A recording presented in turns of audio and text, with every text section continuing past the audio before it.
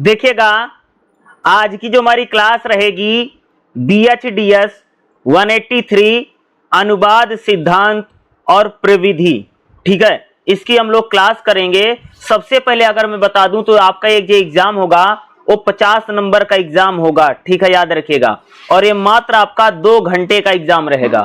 आपके admit card में whole ticket में जरूर लिखा होगा कि ये एग्जाम जो आपका है कि वो 10 बजे से लेकर के 1 बजे तक बताया होगा, बट आपका एग्जाम है 10 बजे से लेकर के 12 बजे तक होगा।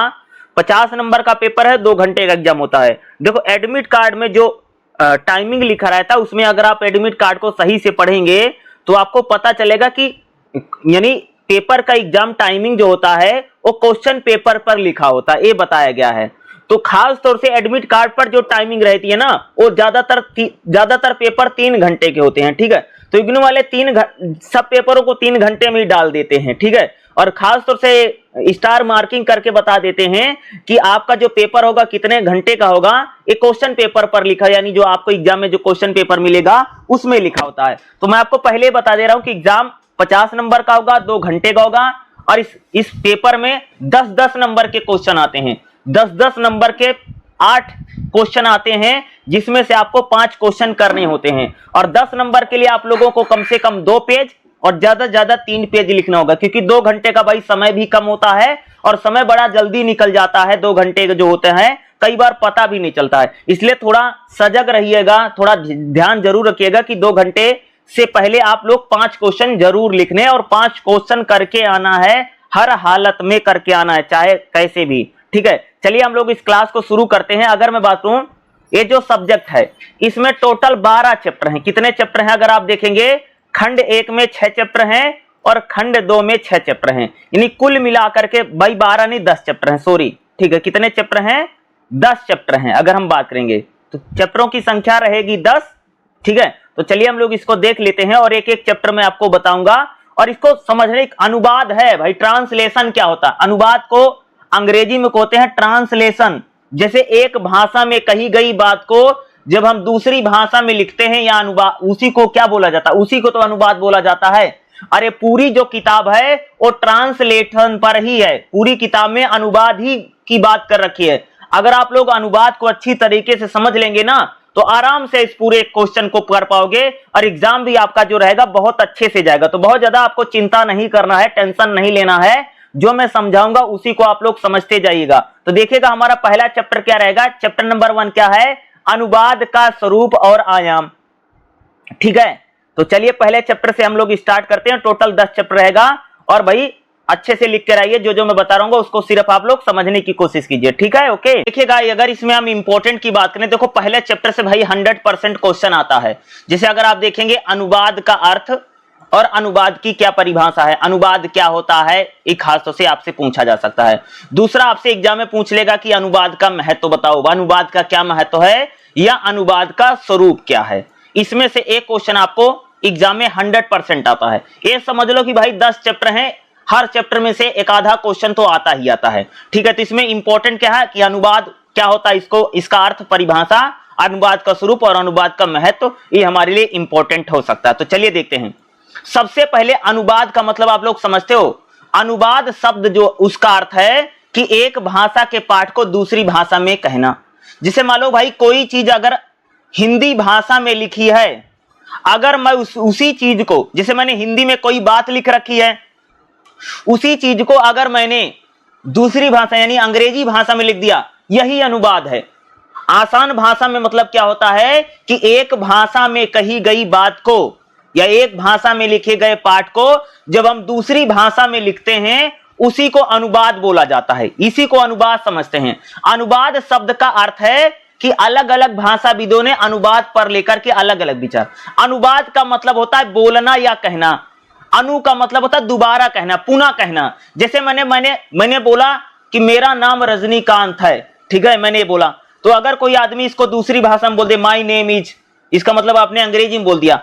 यानी अनुवाद को हम लोग क्या कहते हैं? अनु का मतलब होता है पुनः कहना, दोबारा कहना। यानी एक भाषा में कही गई बात को जब हम उसी बात को किसी दूसरी भाषा में कहते हैं उसी को अनुवाद कहते हैं। या किसी के बाद कहना, जैसे भाई मान लो कोई नेता भाषण दे रहा है, जैसे एक नेता है, भाषण दे रहे हैं, हिंदी में बोल रहे हैं और जनता हिंदी नहीं जानती है, तो कोई आदमी आकर के उसको अंग्रेजी में ट्रांसलेट करके, अनुवाद करके बताएगा।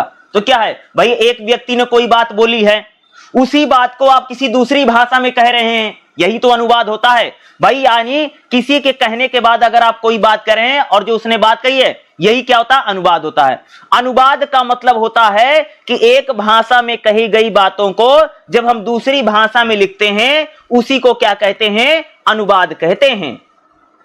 जैसे मान लो कि भाई हिंदी में कोई बात लिखी तो उसको अंग्रेजी में लिख दिया गया है, या संस्कृत भाषा में लिखी गई बात को आप पंजाबी भाषा में लिख रहे हैं, तब हम लोग इसको भी क्या कहते हैं, अनुवाद ही कहते हैं। और अनुवाद को अंग्रेजी भाषा में क्या बोला जाता है, ट्रांसलेट करना। होता नहीं भाई ट्रांसलेटर, हम लोग गूगल ट्रांसलेटर आप लोग देखा होगा, हम लोग बहुत यूज करते हैं गूगल ट्रांसलेटर जाकर के। तो ट्रांसलेट का मतलब होता है कि एक भाषा में कही गई बात जो है, एक भाषा में लिखी गई जो बात है, या एक भाषा में लिखा गया जो कविता है, कहानी, कुछ भी जो लिखा गया है, जब हम उसको दूसरी भाषा में लिख रहे हैं, कोई भी दूसरी लैंग्वेज में लिख रहे हैं, वही अनुवाद है। एक भाषा के पाठ को क्या बोल रहे हैं, देखो यहां बहुत अच्छी परिभाषा इन्होंने बताई। एक भाषा के पाठ को दूसरी भाषा में ले जाना, यानी एक भाषा के पाठ को दूसरी भाषा में लिखना ही क्या होता है, अनुवाद होता है। ठीक है, जैसे भाई एक किताब है मेरे पास, किताब हिंदी में लिखी है और मैंने उसको सेम जो किताब हिंदी में लिखी थी उसी को मैंने पंजाबी भाषा में लिख दिया। किस में लिख दिया, पंजाबी में लिख दिया। तो क्या हो गया, ये अनुवाद है, इसी को अनुवाद कहा जाता है। अनुवाद क्या होता है कि मूल भाषा के संदेश को जब हम दूसरी भाषा में कहते हैं, ठीक है, एक भाषा में कहे गए जो संदेश है, जो मैसेज है, जब हम उसकी दूसरी भाषा में कहने का प्रयास करते हैं तो उसी को हम लोग क्या कहते हैं, अनुवाद कहते हैं। ये क्या है, यही अनुवाद है। एक भाषा की पाठ्य सामग्री को दूसरी भाषा की पाठ्य सामग्री में कहना अनुवाद है। जैसे एक भाषा में लिखी गई बुक को दूसरी भाषा में आपने लिख दिया, उसको भी, उसी को हम लोग क्या कहते हैं, अनुवाद कहते हैं। अनुवाद एक ऐसी कला है जिसमें एक भाषा के संदेश के स्थान पर हम दूसरी भाषा में उसी संदेश को कहते हैं, ये अनुवाद है। ठीक है, अनुवाद क्या है, दो अलग अलग भाषाओं का जिक्र होता है। जैसे एक भाषा में कही गई बात है, उसको हम दूसरी भाषा में लिख रहे हैं या दूसरी भाषा में कह रहे हैं, इसी को क्या कहते हैं हम लोग भाई मेरे, अनुवाद कहते हैं। तो मोटे तौर से आप लोग समझ गए होंगे कि भाई अनुवाद क्या होता है। ठीक है, क्योंकि अनुवाद को लेकर के आपको एग्जाम में क्वेश्चन पूछता अनुवाद को लेकर के। ठीक है, अब हम लोग बात करें भाई अनुवाद का स्वरूप क्या है। तो अनुवाद का व्यापक अर्थों में क्या अर्थ है, अनुवाद क्या होता है, अंतर्भाषिक अनुवाद होता है। अंतर्भाषिक अनुवाद का मतलब समझते हो, बड़े अर्थों में अनुवाद कितना है, जिसे अनुवाद क्या, अंतर्भाषिक अनुवाद। अंतर्भाषिक अनुवाद से मतलब है कि एक भाषा की प्रतीक व्यवस्था के पाठ को उसी भाषा की प्रतीक व्यवस्था में बनाए रखना, ये अंतर्भाषिक अनुवाद है। यानी एक भाषा में कही गई बात को जब हम दूसरी भाषा में कह रहे हैं, वो अंतर्भाषिक अनुवाद है। अंतर्भाषिक अनुवाद क्या है, एक भाषा के प्रतीक में व्यक्त को दूसरी भाषा के प्रतीकों में अनुवाद करना है। जैसे एक भाषा में कही गई जो बात है उसको दूसरी भाषा में कह तो रहे हैं, लेकिन सेम ही उसका संदेश और मैसेज जा रहा है, अंतर्भाषिक अनुवाद इसको कहा जाता है। ठीक है, अगला क्या है, अंतर प्रतीकात्मक अनुवाद, जहां अंतर्भाषिक और अंतर्भाषिक अनुवाद में प्रतीक दो का भाषिक इकाई का होना अनिवार्य है। इसको एक प्रकार से भाषिक ना होकर के भाषोत्तर अनुवाद है। दूसरे शब्दों में कहे तो भाषिक अनुवाद भाषेतर इकाई है। उदाहरण के लिए किसी उपन्यास, फिल्म, नाटक, धारावाहिक, जैसे आप किसी फिल्म का, उपन्यास का, नाटक का या धारावाहिक का अनुवाद करते हैं तो इसको हम प्रतीकात्मक अनुवाद कहते हैं। अंतर प्रतीकात्मक अनुवाद का मतलब होता है भैया कोई फिल्म है, कोई नाटक है, कोई स्टोरी है, कोई कहानी है, जब आप उसको दूसरी भाषा में लिख रहे हैं तो उसको हम अंतर प्रतीकात्मक अनुवाद कहते हैं। अनुवाद का सीमित अर्थ क्या होता है, अनुवाद का सीमित अर्थ यही होता है पाठधर्मी अनुवाद।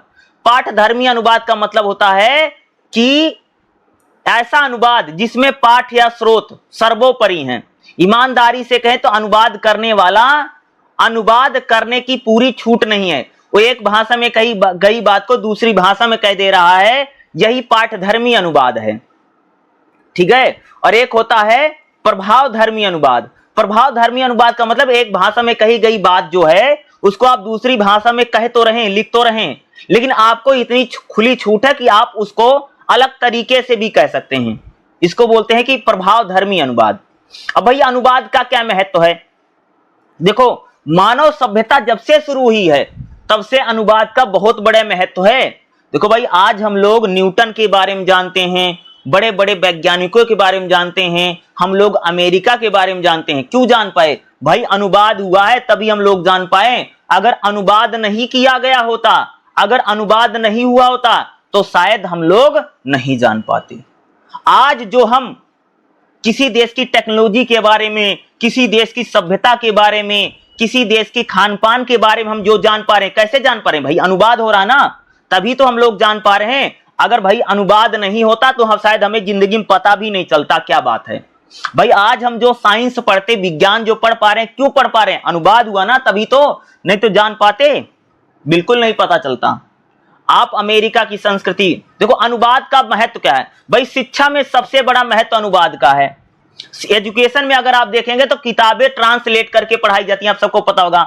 शिक्षा में सबसे बड़ा महत्व क्या अनुवाद का है? दुनिया भर में बहुत सारा ज्ञान है लेकिन वो अलग अलग भाषाओं में है, समझ रहे हो?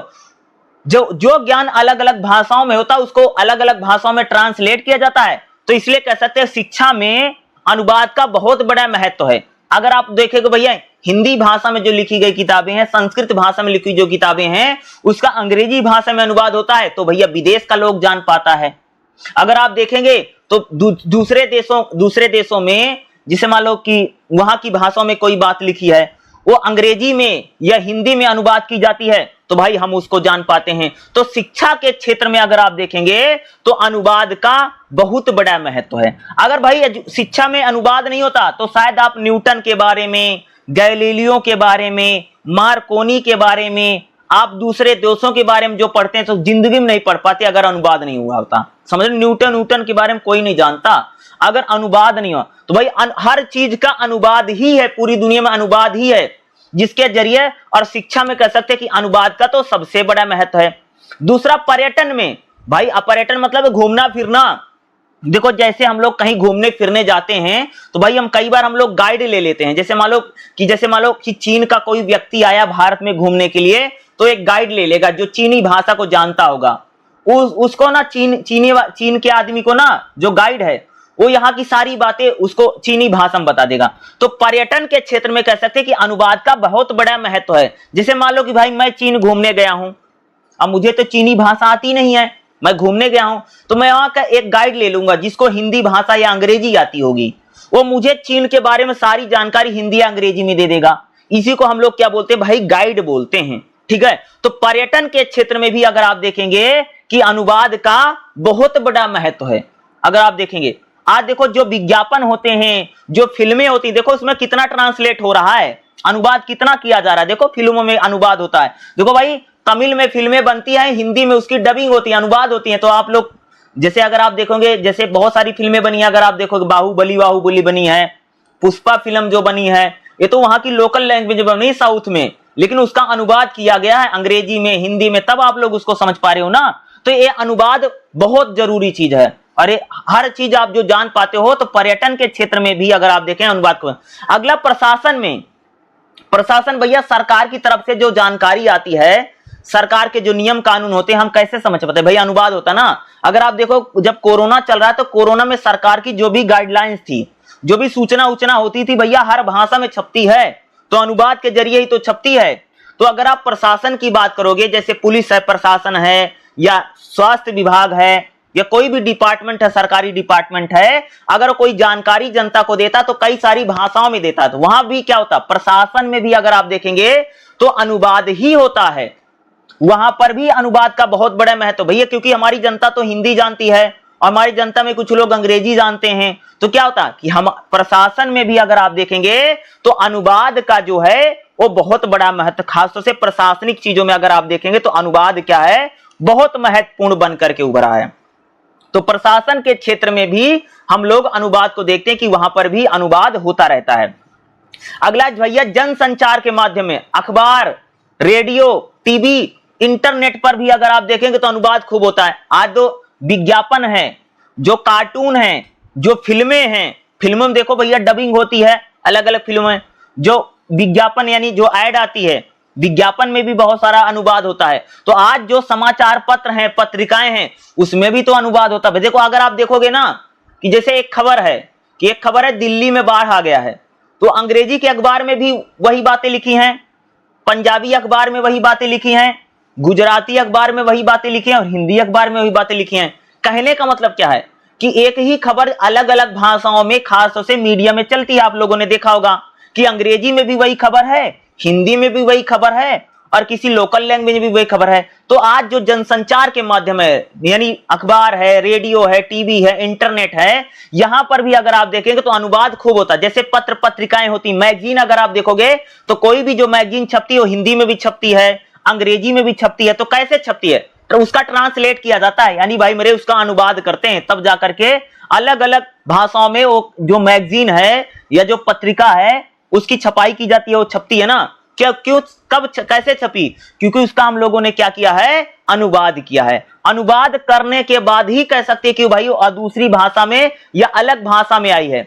अगला अगर आप देखें भाई, साहित्य में कविता है, कहानी है, इसे बोलते भाई साहित्य, जो लिटरेचर है, साहित्य में भी खूब अनुवाद होता है। जैसे अगर आप देखो प्रेमचंद की कहानियां हैं या कह सकते हो कि अगर पंचतंत्र की कथाएं हैं, इसका भी तो अनुवाद किया गया है। अगर आप देखेंगे जो उपन्यास होते हैं, जो कहानी होती है, कोई भी चीज जो साहित्य होता, उसमें भी खूब सारा अनुवाद होता। भाई साहित्यिक चीजों में अगर आप देखेंगे तो हम लोग उसमें भी अनुवाद देखते हैं। जैसे प्रेमचंद की कहानियां है, मन्नू भंडारी की कहानी है, कोई कविता है, इसका भी अगर आप लोग देखेंगे तो कई सारे क्षेत्रों में अनुवाद होता रहता है। इसका भी हम लोग ट्रांसलेट करते हैं। जैसे अगर आप प्रेमचंद की कहानी देखो तो भैया विदेश का लोग भी प्रेमचंद को जानता है, क्योंकि उसका हिंदी में, प्रेमचंद ने तो हिंदी में लिखा, उसका भाई अनुवाद किया गया तो दूसरे देश का लोग जाने। जो पंचतंत्र की कथा है, विष्णु शर्मा की जो कहानियां हैं, वो यूरोप के लोग भी जानते हैं, क्योंकि उसका फारसी भाषा में, अरबी भाषा में अनुवाद किया गया ना, तो तभी विष्णु शर्मा की कहानियां, पंचतंत्र की कहानियां जान पड़े ना। तो साहित्य में भी खूब अनुवाद होता है। जैसे रामायण है, रामायण दूसरे देश के लोग भी जानते हैं भाई, महाभारत के बारे में जानते हैं, गीता के बारे में जानते हैं। क्यों, कैसे जान पा रहे हैं? अरे भाई गीता का अनुवाद कर दिया इन लोगों ने, रामायण का अनुवाद कर दिया है, तब जान पा रहे ना। तो साहित्य के क्षेत्र में भी अगर आप देखेंगे तो उस क्षेत्र में भी अनुवाद जो है काफी हो रहा है।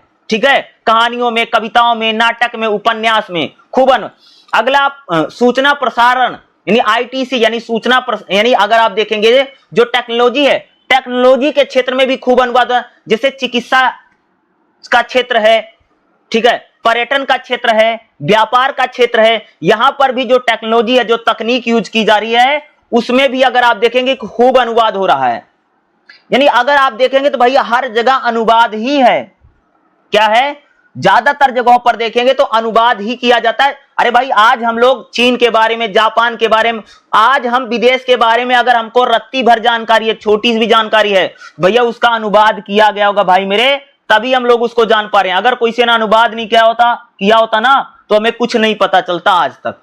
तो अनुवाद के जरिए ही हम जान पाते हैं भैया अमेरिका का संस्कृति कैसा है, इंग्लैंड का कल्चर कैसा है, वहां के लोग कैसे हैं, उनका खान पान कैसा, उनकी बोली भाषा कैसी है, कैसे जान पा रहे हैं? भाई अनुवाद किया गया ना। अगर आप देखोगे जो साइंस है, विज्ञान में आप जो मार्कोनी को पढ़ते हो, न्यूटन को पढ़ते हो, एडिसन को पढ़ते हो, विदेशी साइंटिस्टों को कैसे पढ़ पा रहे हो? भाई अनुवाद हुआ तभी पढ़ पाओ, क्योंकि उन्होंने अरबी, फारसी इन भाषाओं में लिखा है। समझ लो, आज हम लोग जो इस्लाम को समझ पा रहे हैं, इस्लाम में तो सारी बातें अरबी में लिखी गई हैं, हम कैसे जान पाए? क्योंकि उसका हिंदी में या अन्य भाषाओं में क्या किया गया है? अनुवाद किया गया। अनुवाद तो उसी प्रकार से आप देखोगे टेक्नोलॉजी में भी खूब सारा अनुवाद हो रहा है। तो अनुवाद से रिलेटेड आपको एग्जाम में एक क्वेश्चन तो भाई मेरे 100% आएगा, याद रखिएगा। और पहले चैप्टर से एक क्वेश्चन 10 नंबर का कंफर्म है, आएगा ही आएगा, जो मैं आपको बता रहा हूं। और अच्छे से आपको पॉइंट और हेडिंग बना करके पेपर में लिखना है, ठीक है। अगला जो हमारा चैप्टर रहेगा, चैप्टर नंबर दूसरा क्या रहेगा? अनुवाद के प्रकार और क्षेत्र, यानी अनुवाद कितना प्रकार का है और कौन कौन से क्षेत्रों में अनुवाद किया जा रहा है। ठीक है, तो चलिए भाई हम इसको देखते हैं, ये भी काफी इंपॉर्टेंट है। अनुवाद के प्रकार, तो भाई अनुवाद कम से कम अगर आप देखेंगे तो 3 प्रकार का अनुवाद होता है। एक होता है शाब्दिक अनुवाद, यानी शब्द शब्द अनुवाद कर देना, जैसे एक एक शब्दों का अनुवाद होता है, उसको शाब्दिक अनुवाद कहते हैं। शाब्दिक अनुवाद का मतलब होता है कि जैसे मान लो भाई मैं घर जाता हूं, इसका आपने अनुवाद कर दिया तो ये क्या है, शाब्दिक अनुवाद है। अगला होता है भावानुवाद। भाव मतलब यानी जैसे कोई कविता वविता होती ना, कविताओं का मतलब था भाव का अनुवाद करना। जैसे कोई कह रहा है कि भाई भाव का, भाव मतलब समझते जैसे कविता है, जैसे खूब लड़ी मर्दानी वह तो झांसी वाली रानी थी, ठीक हो, यानी इसमें क्या है, देशभक्ति का भाव है या ममता का भाव है या प्रेम का भाव है।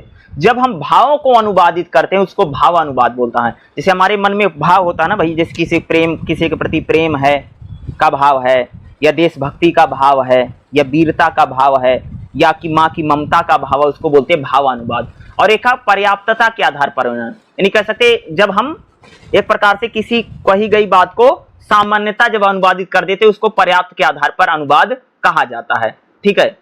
और चलिए अब हम देखते हैं भाई अनुवादों को, देखते हैं कि भाई किस प्रकार से सारे अनुवाद होते हैं, ठीक है। जैसे अगर मैं बात करूं ना तो कुछ अनुवादों की बात करेंगे। देखो सबसे पहले मैं आप सबको बताता हूं, देखिएगा, एक होता भी 100% अनुवाद। 100% अनुवाद का मतलब होता है कि जो चीज लिखी गई उसका 100% अनुवाद कर देना, यह भैया 100% अनुवाद। जैसे सोहन इज गुड बॉय, लिखा क्या लिखा है, सोहन इज गुड बॉय, यानी सोहन एक अच्छा लड़का है। ये क्या है, 100% अनुवाद है, यानी जो बातें कही गई हैं आपने उसका भाई मेरे 100% अनुवाद कर दिया है। ये क्या है, एक प्रकार का 100%, यानी 100% 100% अनुवाद कर देना ही क्या है, जो लिखी गई बात है उसका पूरी तरीके से अनुवाद कर देना ही क्या है, 100% अनुवाद। जैसे धार्मिक किताबें होती हैं उनका 100%, जैसे रामायण है, महाभारत है, बाइबल है, कुरान है, इनका 100% अनुवाद होता है। एक होता है जी शाब्दिक अनुवाद।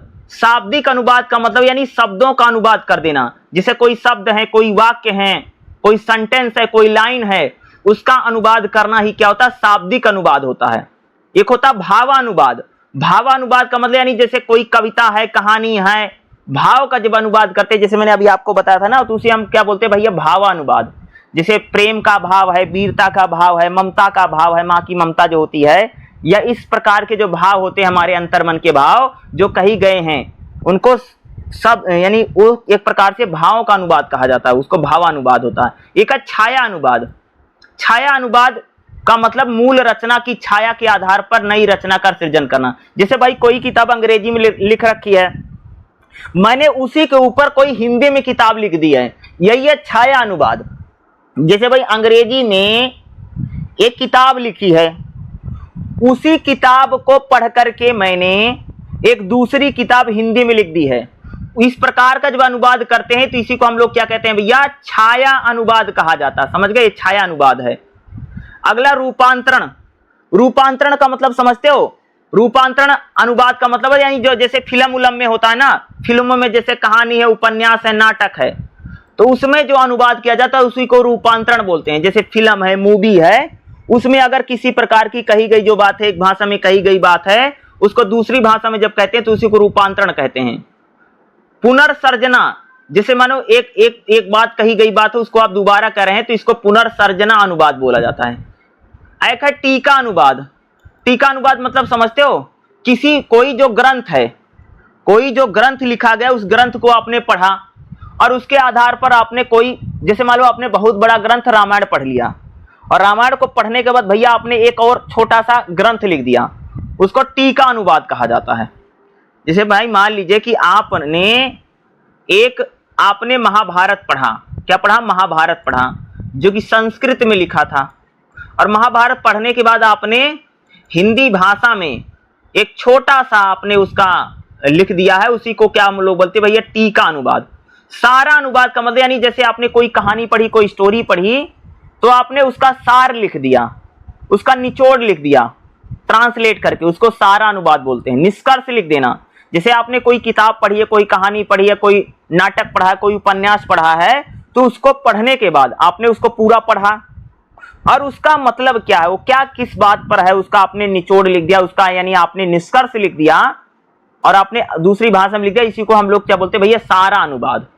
एक होता आंसू अनुवाद। आंसू अनुवाद का मतलब होता है कि जिसमें अनुवादक के पास, अनुवाद करने के पास समय नहीं होता है। इस अनुवाद की आवश्यकता उस स्थिति में होती है जब वक्ता आपस में बात कर रहे हो या कहना चाहते हो दोनों आपस में एक भाषा। आंसू अनुवाद का मतलब यानी जैसे मान लो भाई एक आदमी तुम किसी आदमी से बात कर रहे हो, लेकिन वो जो बोल रहा है तुमको समझ में नहीं आता है, तो तुमको एक ऐसा आदमी लेकर के जाना पड़ेगा जो क्या क्या कह रहा है वो आपको बता देगा। इसी को आंसू अनुवाद कहा जाता है। जैसे जैसे मान लो भाई प्रधानमंत्री मोदी हैं, मान लो उनको कोई ऐसी भाषा है जो आती नहीं है, तो दूसरे देश में गए, उस देश का आदमी, उस देश का राष्ट्र अध्यक्ष, उस देश का प्रधानमंत्री वो बोल रहा है, तो बेचारे समझ नहीं पाएंगे प्रधानमंत्री यहाँ के, तो भैया कोई आदमी जो होगा जो उनकी भाषा समझ रहा होगा, इनको इनकी भाषा में समझा देगा, उसी को आंसू अनुवाद बोला जाता है। ठीक है, पुनः अनुवाद मतलब एक बार जो चीजें अनुवाद की गई उनको दोबारा अनुवाद कर देना, या अनुवाद में अगर कोई गड़बड़ी है या उसको कमी है उसको ठीक करके अनुवाद कर देना, वही पुनः अनुवाद होता है। ठीक है, ये अनुवाद कुछ क्यों, अनुवाद के कौन कौन से क्षेत्र हैं भैया, कौन कौन से क्षेत्रों में अनुवाद हो रहा है, तो इसकी हम लोग बात करेंगे। सबसे पहले अनुवाद के कौन कौन से क्षेत्र हैं जिनमें अनुवाद, सबसे भैया पहले हो रहा प्रशासन के क्षेत्र में। अगर आप देखेंगे सरकार के जो सरकारी दफ्तर हैं, जो सरकारी बैंक है, अर्ध सरकारी बैंक है, कार्यालय है, मंत्रालय है, सरकारी विभाग है, यहां पर सबसे ज्यादा अनुवाद होता है, क्योंकि सरकार की तरफ से जो जानकारी आती है, जो सूचनाएं आती हैं, उसका अलग अलग भाषाओं में अनुवाद किया जाता है। तो भाई प्रशासन में अगर आप देखेंगे तो सबसे ज्यादा अनुवाद होता है। जैसे सरकार की कोई जानकारी है, कोई गाइडलाइंस है, ठीक है, तो भाई केंद्र सरकार हो या राज्य सरकार हो, उसके जो विभाग होते हैं, जैसे कृषि विभाग है, या कह सकते पुलिस विभाग है, या स्वास्थ्य विभाग है, वो कोई भी अगर जानकारी देगा तो कई भाषाओं में देता है। जैसे मैंने उसने हिंदी में लिख दिया गया है, तो उसका अंग्रेजी भाषा में या उसका पंजाबी भाषा में अनुवाद करके उसको दिया जाएगा। ये प्रशासन के क्षेत्र में कह सकते हैं सबसे ज्यादा अनुवाद हो रहा है। अनुवाद के कौन से, प्रशासन में, विभागों में। दूसरा अनुवाद कहाँ हो रहा भाई, प्रशासन में अगर आप देखोगे तो एक प्रकार की अलग वहां भाषा होती है, प्रशासनिक भाषा का बहुत प्रयोग किया जाता है। तो प्रशासनिक भाषा कैसे होती है, जैसे सूचना देना, कृपया अनुमोदन करें, यह विचार या विषय विचाराधीन है, भुगतान के लिए स्वीकृत किया जाएगा, आदेश दिया जाएगा, इस प्रकार के शब्दों का प्रयोग कर सकते हैं कि प्रशासन में किया जाता है। तो प्रशासन में भाई मेरे खूब अनुवाद हो रहा। अगला बैंकिंग के क्षेत्र में खूब अनुवाद होता है, कि जो बैंक हैं, अगर आप देखेंगे तो जो बैंक है, बैंकिंग में खूब अनुवाद होता है भाई। अगर आप बैंक की पासबुक देखोगे ना, तो उसमें जो बातें हिंदी में लिखी हैं वो बातें अंग्रेजी में भी लिखी हैं, क्योंकि बैंक जो भैया आम जनता से जुड़ा हुआ है, इसलिए बैंक में अगर आप देखेंगे तो वह बैंक, क्योंकि बैंक की जो पूरा व्यवस्था वो अंग्रेजी भाषा में रही है, तो बैंक क्या करते हैं कि उसका हिंदी भाषा में भी उसको लिखते हैं, या हिंदी भाषा में भी वो चीजें क्या है बैंकों में लिखी जाती हैं। इसलिए कह सकते हैं कि जो बैंकिंग का क्षेत्र है उसमें भी बड़े लेवल पर या बड़ी संख्या में क्या हो रहा भाई, अनुवाद किया जा रहा। बैंकिंग का जो क्षेत्र है या जो बैंकिंग का सेक्टर है, उसमें अगर आप देखेंगे हम लोग यहाँ पर काफी अनुवाद को देखते हैं, बैंक में किया जाता है। आप बैंक की पासबुक उठा करके देख लो, उसमें हिंदी में भी वो बातें लिख रखी हैं, और वही बातें कह सकते हो कि भाई क्या है, अंग्रेजी भाषा में भी लिखी गई। तो बैंकिंग का जो क्षेत्र है यहाँ पर भी खूब अनुवाद किया जा रहा है। अगला अगर बात करेंगे भाई अब कौन कौन से क्षेत्र में अनुवाद हो रहा है, दूसरा विधि यानी कानून के क्षेत्र में। विधि मतलब होता है जी कानून। कानून के क्षेत्र में अगर आप देखेंगे जो हमारे कोर्ट हैं, जो अदालतें हैं, अदालतों में भी अगर आप देखें भाई मेरे खूब अनुवाद किया जा रहा है। दूसरा साहित्य में तो अनुवाद होता ही, आपको पता, कविता कहानियों का अनुवाद होता है। कानून के जो क्षेत्र है, अगर आप देखें जो हमारा सुप्रीम कोर्ट है, जो हाई कोर्ट है, और जो भी फैसला सुनाते हैं वो अंग्रेजी में भी कॉपी आती है, हिंदी में भी कॉपी आती है, अलग अलग भाषाओं में भी उसको अनुवाद किया जाता है। तो कानून के क्षेत्र में जैसे कोई अदालत है, चाहे कोई निचली अदालत है, चाहे हाई कोर्ट है या सुप्रीम कोर्ट है, वहां पर भी जो जज फैसला देता है या जजों के जो जजमेंट होते हैं, विधि यानी कानून के क्षेत्र में भी अगर आप देखेंगे तो काफी अनुवाद हो रहा। अदालतों के जो फैसले होते हैं उसको अलग अलग भाषाओं में अनुवाद किया जाता है।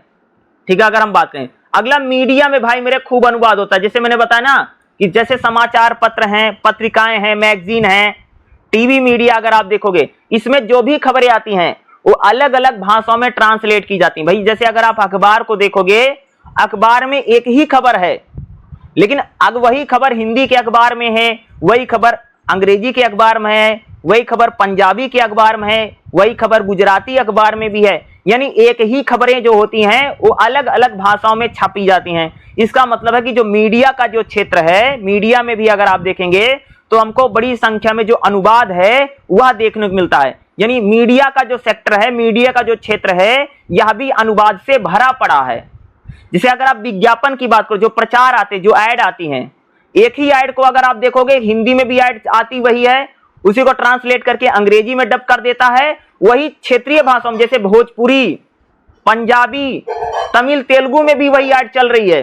जैसे मान लो एक थम्स अप की ऐड है, जो थम्स अप कंपनी है, विज्ञापन जो है उसने बना रखा है, वो हिंदी में वही ऐड है, वही अंग्रेजी में है, वही पंजाबी में है, वही भोजपुरी में भी ऐड है। यानी मीडिया के क्षेत्र में अगर आप देखेंगे तो अनुवाद बहुत बड़ी संख्या में किया जाता है, क्योंकि मीडिया में जो खबरें होती हैं, अगर आप देखो वही खबर जो है वो अंग्रेजी में भी खबर है, हिंदी में भी खबर है, अलग अलग भाषाओं में भी खबरें होती हैं।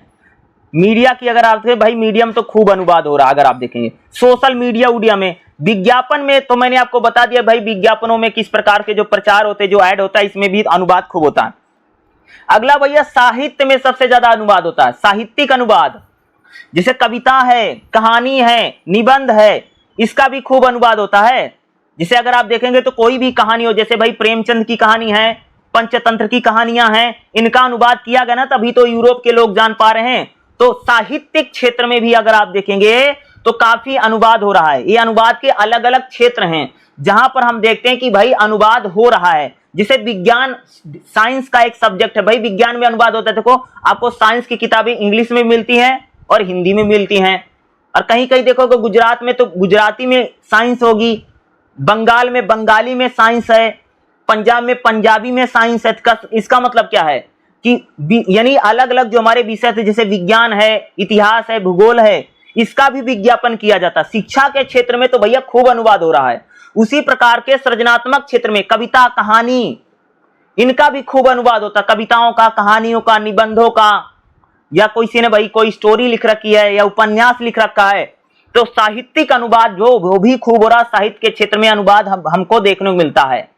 कोई भी नाटकों का भी खूब अनुवाद होता, मुहावरों, लोकोक्तियों का भी अनुवाद होता है भाई, जो मुहावरे होते हैं ये अनुवाद के। शिक्षा के क्षेत्र का अनुवाद तो मैंने बता दिया। शिक्षा में जो भी विषय, चाहे गणित है, गणित एक विषय है शिक्षा में, और मैं जैसे मैंने बताया, जैसे विज्ञान विषय है, इतिहास है, भूगोल है, इनकी किताबों को अगर आप देखोगे, पंजाब में जाओगे तो आपको इतिहास पंजाबी में मिलेगा, भूगोल पंजाबी में मिलेगा, यानी अनुवाद किया गया है। उसी प्रकार से अगर मान लो आप तमिल, तेलुगु यानी साउथ में चले गए तो वहां पर तमिल भाषा में साइंस पढ़ाई जा रही है, तेलुगु भाषा में साइंस लोग पढ़ रहे हैं। अगर आप बंगाल चले जाओगे तो हिस्ट्री बंगाली में पढ़ा रहे हैं लोग। तो क्यों पढ़ा रहे हैं? क्योंकि शिक्षा के जो क्षेत्र में अगर आप देखेंगे तो भाई मेरे खूब अनुवाद होता है। एजुकेशन सेक्टर जो है, शिक्षा का जो क्षेत्र है, वो अनुवाद पर ही आधारित है भाई। हर चीज जो है उसको हम क्या कर देते हैं, अनुवाद कर देते हैं। तो शिक्षा के क्षेत्र में भी अगर आप देखेंगे तो अनुवाद जो है, जो ट्रांसलेट है, वो काफी बड़ी संख्या में हो रहा है। ठीक है। अगर हम लोग बात करें पर्यटन के क्षेत्र में खूब अनुवाद हो रहा है। जैसे मैंने आपको बताया कि जो हम लोग भाई घूमने फिरने जाते हैं, मैंने अभी आपको एग्जांपल देकर के बताया था कि जहां पर भी हम लोग भाई घूमने फिरने जा रहे हैं, जहां पर भी हम अपना टूर कर रहे हैं, उस पर्यटन के क्षेत्र में भी अगर आप देखेंगे तो अनुवाद खूब होता है। जैसे भाई मान लो मैं अमेरिका घूमने गया हूं, ठीक है, और भाई मुझे हिंदी आती है, तो अमेरिका में मुझे ऐसे बहुत सारे गाइड मिल जाएंगे जो कह सकते हो कि मुझे हिंदी में बता देंगे अमेरिका की बातों को, अमेरिका की चीजों को। तो अगर आप देखेंगे तो पर्यटन में खूब अनुवाद। जैसे मान लो भाई कोई जापान से भारत आया है घूमने के लिए, भैया उसको हिंदी तो आती नहीं है, मान लो जापान के आदमी को अंग्रेजी भी नहीं आती है, तो यहां पर बहुत सारे टूरिस्ट गाइड मिल जाएंगे जो उसको जापानी में भारत के बारे में समझा देंगे, जहां घुमा देंगे उसको जापानी में सब बताएगा। तो इसको अगर आप देखेंगे, जो पर्यटन का क्षेत्र है, जो घूमने फिरने का क्षेत्र है, वहां पर भी अगर आप देखें भाई अनुवाद खूब ज्यादा रहा, खूब सारा ट्रांसलेशन वहां पर भी किया। तो ये अनुवाद के क्या है, अलग अलग क्षेत्र हैं और ये काफी इंपॉर्टेंट है। अनुवाद के कौन कौन से क्षेत्र हैं और किन किन क्षेत्रों में अनुवाद किया जा रहा है, काफी इंपॉर्टेंट क्वेश्चन है और ये आपके एग्जाम में भाई मेरे पूछा जरूर जा सकता है और इसको आप लोग अच्छे से करके आइएगा। ठीक। अगला जो हमारा चैप्टर रहेगा, चैप्टर नंबर 3 क्या रहेगा, अनुवाद प्रक्रिया, साधन और पुनर्निरीक्षण, जिसमें हम लोग बात करेंगे कि अनुवाद प्रक्रिया क्या होती है और दूसरा हम बात करेंगे अनुवाद पुनर्निरीक्षण क्या होता है। ये दो चीजें इंपॉर्टेंट हो सकती जो आ सकता है। देखो अनुवाद प्रक्रिया क्या होता है। अनुवाद प्रक्रिया में स्रोत भाषा और लक्ष्य भाषा का उचित ज्ञान होता अत्यंत आवश्यक है। देखो अनुवाद कैसे किया जाता है, पहले मैं आपको बताता हूं। देखो भाई, जैसे मान लीजिए कि हिंदी में ये लिखा गया है, मान लो हिंदी में लिखा गया है, ठीक है, तो हिंदी में इसको लिखा गया है और मुझे इसको अंग्रेजी में, किसमें, इंग्लिश में या अंग्रेजी में ट्रांसलेट करना है, ये जो लिखा है, ठीक है। तो सबसे पहले समझ लो स्रोत भाषा क्या होती है। जो लिखा गया पहले से, जैसे मान लो कोई चीज अंग्रेजी में लिखी है तो मैं हिंदी में करूंगा। एग्जाम्पल समझो, जैसे मान लो हिंदी में लिखा गया है, ये हिंदी में लिखा गया है, तो यह क्या हो जाएगी, इसको बोलते हैं स्रोत भाषा। अब समझ लो कि जैसे ये पहले से लिखा गया है, तो ये लिखा गया है, ये हो गई स्रोत भाषा, ठीक है। इसी का मैं अनुवाद करूंगा, इसको मैं अंग्रेजी में जब अनुवाद करूंगा तो अंग्रेजी में जो मैं इसको दोबारा लिखूंगा उसको बोलेंगे लक्ष्य भाषा।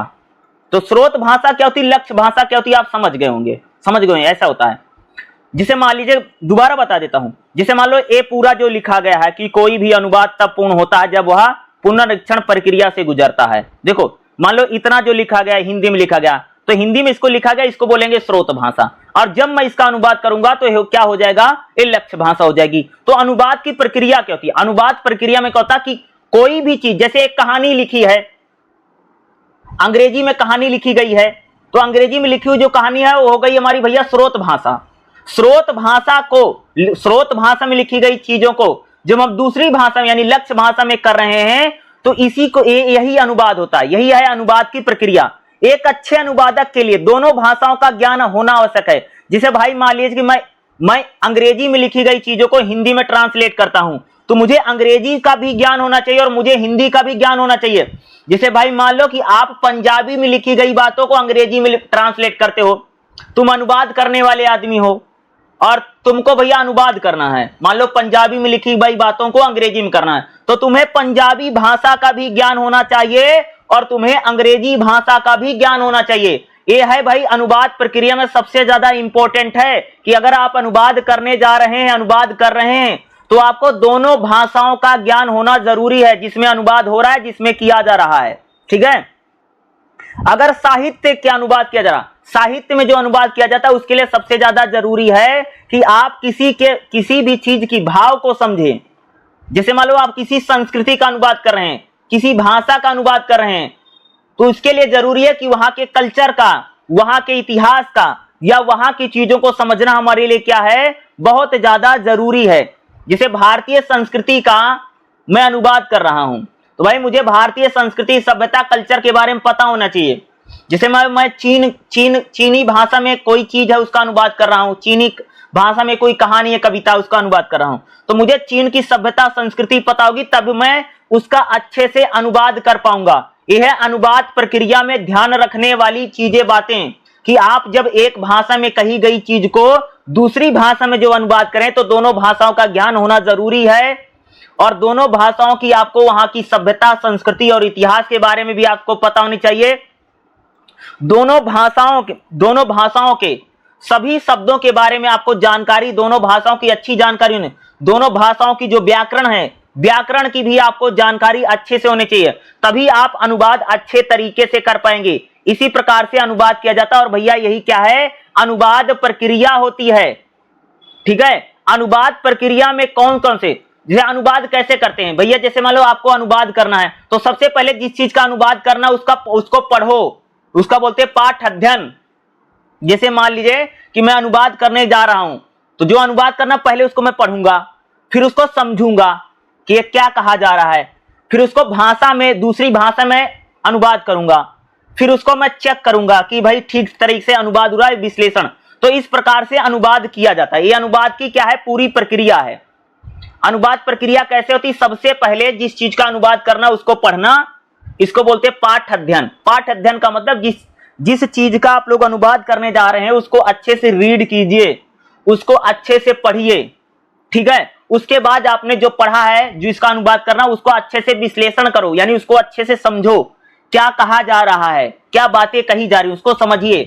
फिर आप उसका भाषांतर करो, यानी दूसरी भाषा में इसको फिर अनुवाद करो। अनुवाद कर दिया, फिर उसको चेक करें उसमें कोई गलती तो नहीं है, उसका फिर विश्लेषण कीजिए कि वो सब ठीक अनुवाद क्या है। तो अनुवाद इसी प्रकार से किया जाता है। ये अनुवाद करने का तरीका है, ये अनुवाद करने की क्या है, प्रक्रिया है। तो अनुवाद प्रक्रिया बड़ा इंपॉर्टेंट है और आपसे पेपर में भाई अनुवाद प्रक्रिया पूछी जा सकती है, ठीक है, ये क्योंकि काफी इंपॉर्टेंट है और अनुवाद प्रक्रिया एग्जाम में आता भी है, ठीक है। इसलिए मैंने बोला कि भाई अनुवाद प्रक्रिया मैंने आपको बता दिया क्योंकि मुझे लगा कि इंपॉर्टेंट है, पेपर में आ सकता है। अनुवाद पुनर्निरीक्षण क्या होता है? अनुवाद पुनर्निरीक्षण का मतलब होता है कि भाई किसी व्यक्ति ने अगर अनुवाद कर दिया है, जब भाई आपने अनुवाद कर दिया तो मैं चेक करूंगा कि भैया अनुवाद आपने ठीक किया है या नहीं किया है, इसी को बोलते हैं अनुवाद पुनर्निरीक्षण। एक व्यक्ति ने जब किसी चीज का अनुवाद कर दिया है तो उसको चेक करना, उसको दोबारा देखना कि अनुवाद सही हुआ कि नहीं हुआ है, इसी चीज को बोलते हैं अनुवाद पुनर्निरीक्षण। अनुवाद पुनर्निरीक्षण का मतलब होता है कि इसका अर्थ होता है पुनः देखना। अनुवाद जो किया गया है, पुनर्निरीक्षण से मतलब है कि अनुवादित किया गया जो पाठ है उसमें अगर उसको चेक करो, अगर उसमें कोई गलती है तो उसमें सुधार करो, इसको बोलते हैं पुनर्निरीक्षण। जैसे भैया मैंने अनुवाद कर दिया, फिर मैं अनुवाद को चेक करूंगा ठीक हुआ कि नहीं हुआ, अगर उसमें कोई गलती है तो उसमें सुधार करो, उसको ठीक करो भाई जो आपने गलत कर दिया, इसी को बोलते हैं पुनर्निरीक्षण। क्योंकि अनुवाद करते समय बहुत सारी गलतियां हो जाती हैं, कई बार हम चीजों को समझ नहीं पाते, तो अनुवाद करते समय जो आपने गलतियां कर दी हैं जब आप उसको चेक कर रहे हैं तो अनुवाद करते आपने जो अनुवाद किया है उस गलतियों को ठीक करना ही क्या होता है, अनुवाद पुनर्निरीक्षण होता है। कि अनुवाद करते समय हमारे साथ बहुत सारी गलतियां हो जाती है तो उन गलतियों को ठीक करना, या जो आपने अनुवाद कर दिया उसको चेक करो भाई अनुवाद सही हुआ है कि नहीं हुआ है, कि अनुवाद में कोई समस्या तो नहीं है, कि एक भाषा में कही गई जो बात है वह दूसरी भाषा में सही तरीके से हम कह पा रहे हैं कि नहीं कह पा रहे हैं। इसी को जब हम चेक करते हो और चेक करते समय गलतियों को अगर गलतियां मिलती है उसको ठीक करते हैं तो यही होता है हमारा अनुवाद पुनर्निरीक्षण, ठीक है। तो काफी इंपॉर्टेंट है अनुवाद प्रक्रिया और अनुवाद पुनर्निरीक्षण, बहुत इंपॉर्टेंट है और आपको ये पेपर में भाई मेरे पूछा जरूर जा सकता है, ठीक है। चलिए अगला चैप्टर बताता हूं। अगला जो हमारा चैप्टर रहेगा, चैप्टर नंबर 4 क्या रहेगा, साहित्य अनुवाद। साहित्य अनुवाद ये काफी इंपॉर्टेंट है भाई मेरे, और आपको साहित्य अनुवाद क्या होता है इससे रिलेटेड क्वेश्चन आपको एग्जाम में जरूर देखने को मिल सकता है। या आपको पेपर में आपको ज्ञानात्मक या सृजनात्मक अनुवाद पूछेगा या साहित्य अनुवाद आएगा, ये दो ही जो मैं कह सकता हूं कि पूछा जा सकता है, ठीक है। साहित्य समझते हो, साहित्य अनुवाद कह सकते हैं साहित्य और अनुवाद से मिलकर के बना। साहित्य मतलब होता है लिटरेचर, जैसे कविता है, कहानी है, निबंध है, उपन्यास है, इसको बोलते हैं भैया साहित्य। और जब इसको अनुवाद करते हैं तो उसी दूसरी भाषा में लिखते हैं उसको, इसी को हम लोग क्या कहते हैं, साहित्य अनुवाद कहते हैं, समझ रहे हो। साहित्य मैंने आपको बता दिया कि साहित्य जैसे कविता है, कहानी है, निबंध है, ठीक है, उपन्यास है, यात्रा वृत्तांत है, ठीक है, ये साहित्य है। और जब हम इसको किसी दूसरी भाषा में जो साहित्यिक कहानियां किताबें जो लिखी गई दूसरी भाषा में, इसको साहित्य अनुवाद क्या है कहा जाता है। तो चलिए देखते हैं भाई साहित्य अनुवाद, क्योंकि ये काफी इंपॉर्टेंट है और मैंने बोला कि आपके एग्जाम में ये आ भी सकता है और आने के जिसके चांसेज भी ज्यादा रहते हैं, समझ रहे हो। जैसे पेपर में भाई मेरे आ सकता है या पेपर में पूछा जाता है। साहित्य अनुवाद देखिएगा, प्रत्येक साहित्यकार की कल्पना की अनुभूतियों से अनुप्रेरित विचारों की शब्दों की अनुभूति होती है। साहित्य अनुवाद क्या है, जैसे अगर बात करूं, जैसे कहानी है, उपन्यास है, कविता है, नाटक है, निबंध है, ये साहित्य है। और ये जो साहित्य जैसे कहानी लिखी गई है, उपन्यास लिखा गया है, कविता लिखी गई है, नाटक लिखा गया है, निबंध लिखा गया, इन्हीं का जब यह अनुवाद करते हैं वही साहित्य अनुवाद है। विभिन्न विधाओं में लिखा जाने वाला जो साहित्य है, वो चाहे गद्य हो चाहे पद्य हो, उसका जब अनुवाद किया जाता है तब हम उसे साहित्य अनुवाद कह रहे हैं। गद्य मतलब समझते हो, गद्य का मतलब होता है कि एक प्रकार से कह सकते हैं जैसे उपन्यास है, नाटक है, इसको गद्य कहा जाता है, ठीक है। पद्य क्या होता है, पद्य में कविताएं आती हैं, ठीक है, ठीक है, ये होता है। जैसे अगर आप देखोगे, जैसे अगर बात करूं साहित्य अनुवाद की बात करूं, गद्य और पद्य के मिश्रण को चंपू कहा गया है। साहित्य की रचना शैली में तीनों में से गद्य और पद्य ही मुख्य हैं, इसलिए गद्य और पद्य के आधार पर जो अनुवाद किए जाते हैं उसको हम गद्य अनुवाद या पद्य अनुवाद कहते हैं। गद्य का मतलब क्या होता है, गद्य का मतलब कह सकते भैया मेरे, कह सकते कहानी,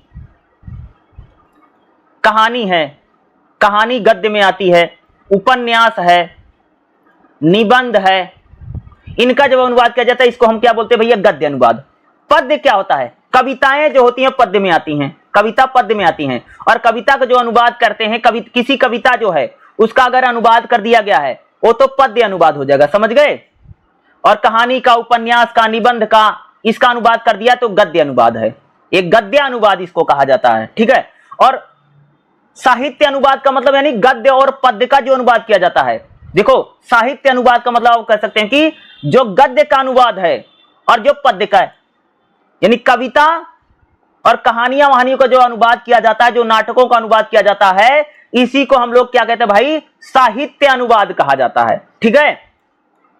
ज्ञानात्मक और सृजनात्मक अनुवाद क्या है? ज्ञानात्मक का मतलब समझते हो? जैसे विज्ञान है, ज्ञान विज्ञान है, गणित है, इतिहास है, भूगोल है, इसका जब अनुवाद करते तो ज्ञानात्मक अनुवाद है। जैसे विज्ञान का क्षेत्र, विज्ञान है, इसका मैथमेटिक्स है, गणित है, इतिहास है, भूगोल है, भैया इसका जब अनुवाद होता है तो हम लोग क्या कहते हैं? गद्य अनुवाद कहा जाता है। यानी क्या है? ज्ञान अनुवाद। ज्ञानात्मक अनुवाद क्या है? ज्ञानात्मक यानी विज्ञान है, साइंस है, मैथमेटिक्स है, हिस्ट्री है, पॉलिटिकल है, इसका अनुवाद कर दिया किसी ने, ज्ञानात्मक अनुवाद है। सृजनात्मक अनुवाद क्या है? सृजनात्मक का मतलब है भाई कविता, कहानी, निबंध, इनका अनुवाद कर दिया, साहित्य अनुवाद है। सृजनात्मक अनुवाद इनको बोला जाता है। सृजनात्मक अनुवाद क्या होता है? जैसे कहानी है, निबंध है, कविता है, यात्रा वृत्तांत है, उपन्यास है, ये सृजनात्मक अनुवाद है, क्योंकि किसी ने भैया सृजना कर रखी है ना।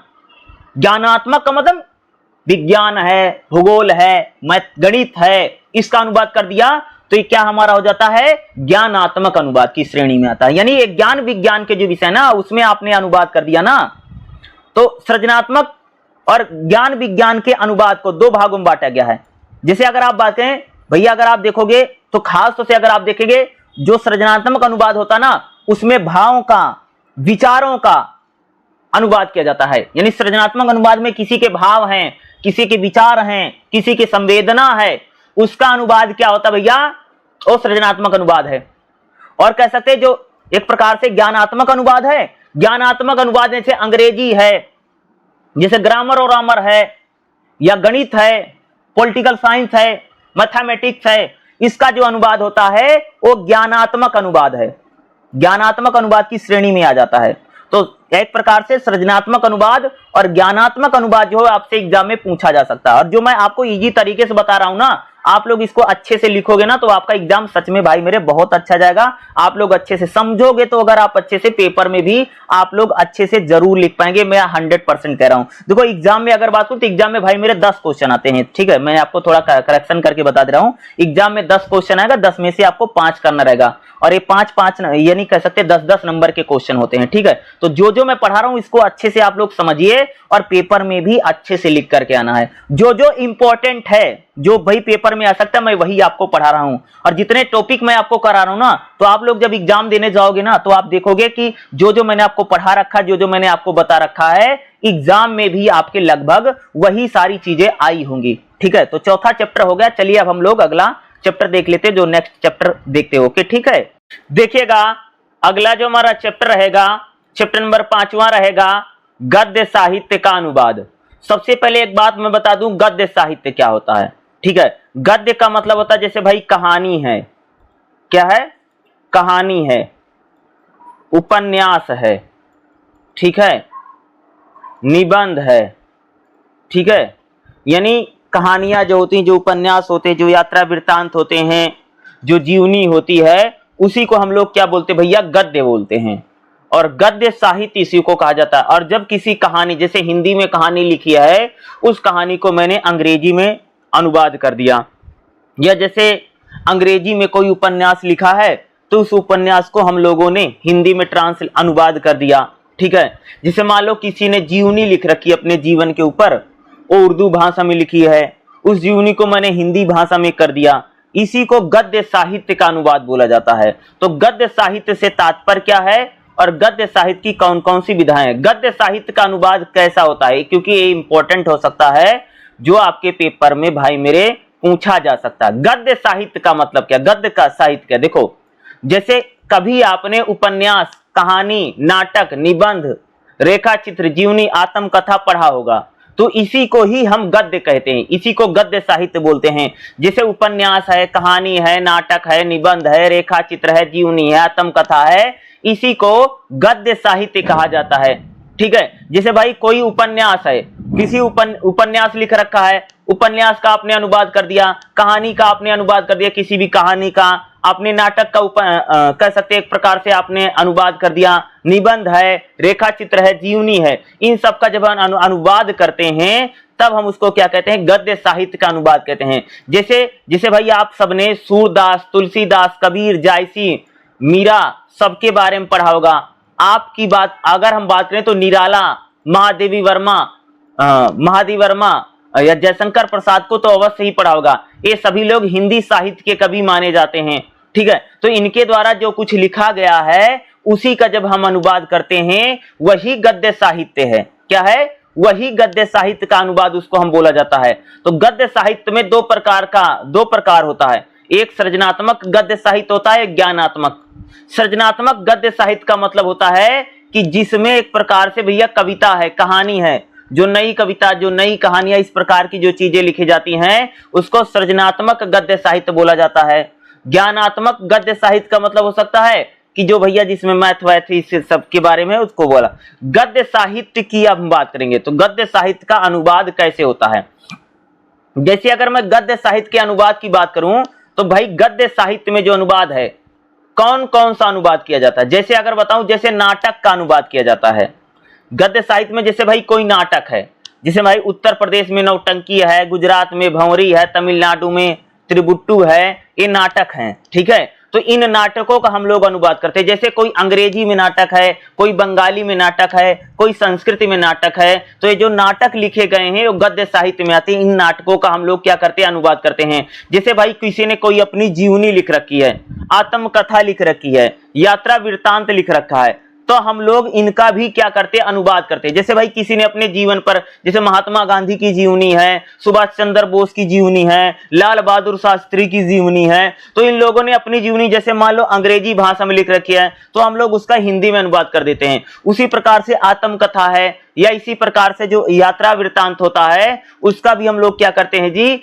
अनुवाद कर देते हैं। ठीक है, जैसे हिंदी में निबंध है, हिंदी में निबंध किसने लिखा, जैसे भारतेंदु ने लिखा है, बाल मुकुंद गुप्त ने लिखा है, बालकृष्ण भट्ट ने लिखा है, तो महावीर प्रसाद द्विवेदी ने लिखा है, सरदार पूर्ण सिंह ने लिखा। तो इन लोगों ने जो निबंध लिख रखे, जो सामाजिक दृष्टि से निबंध होते हैं, जो सांस्कृतिक दृष्टि के निबंध होते हैं, तो इन निबंधों का भी हम लोग क्या करते हैं भाई, अनुवाद कर देते हैं। जैसे मान लो पंजाबी निबंध है तो उसका हिंदी में अनुवाद कर दिया, या अंग्रेजी में निबंध है तो कह सकते हैं उसको हिंदी में अनुवाद कर दिया।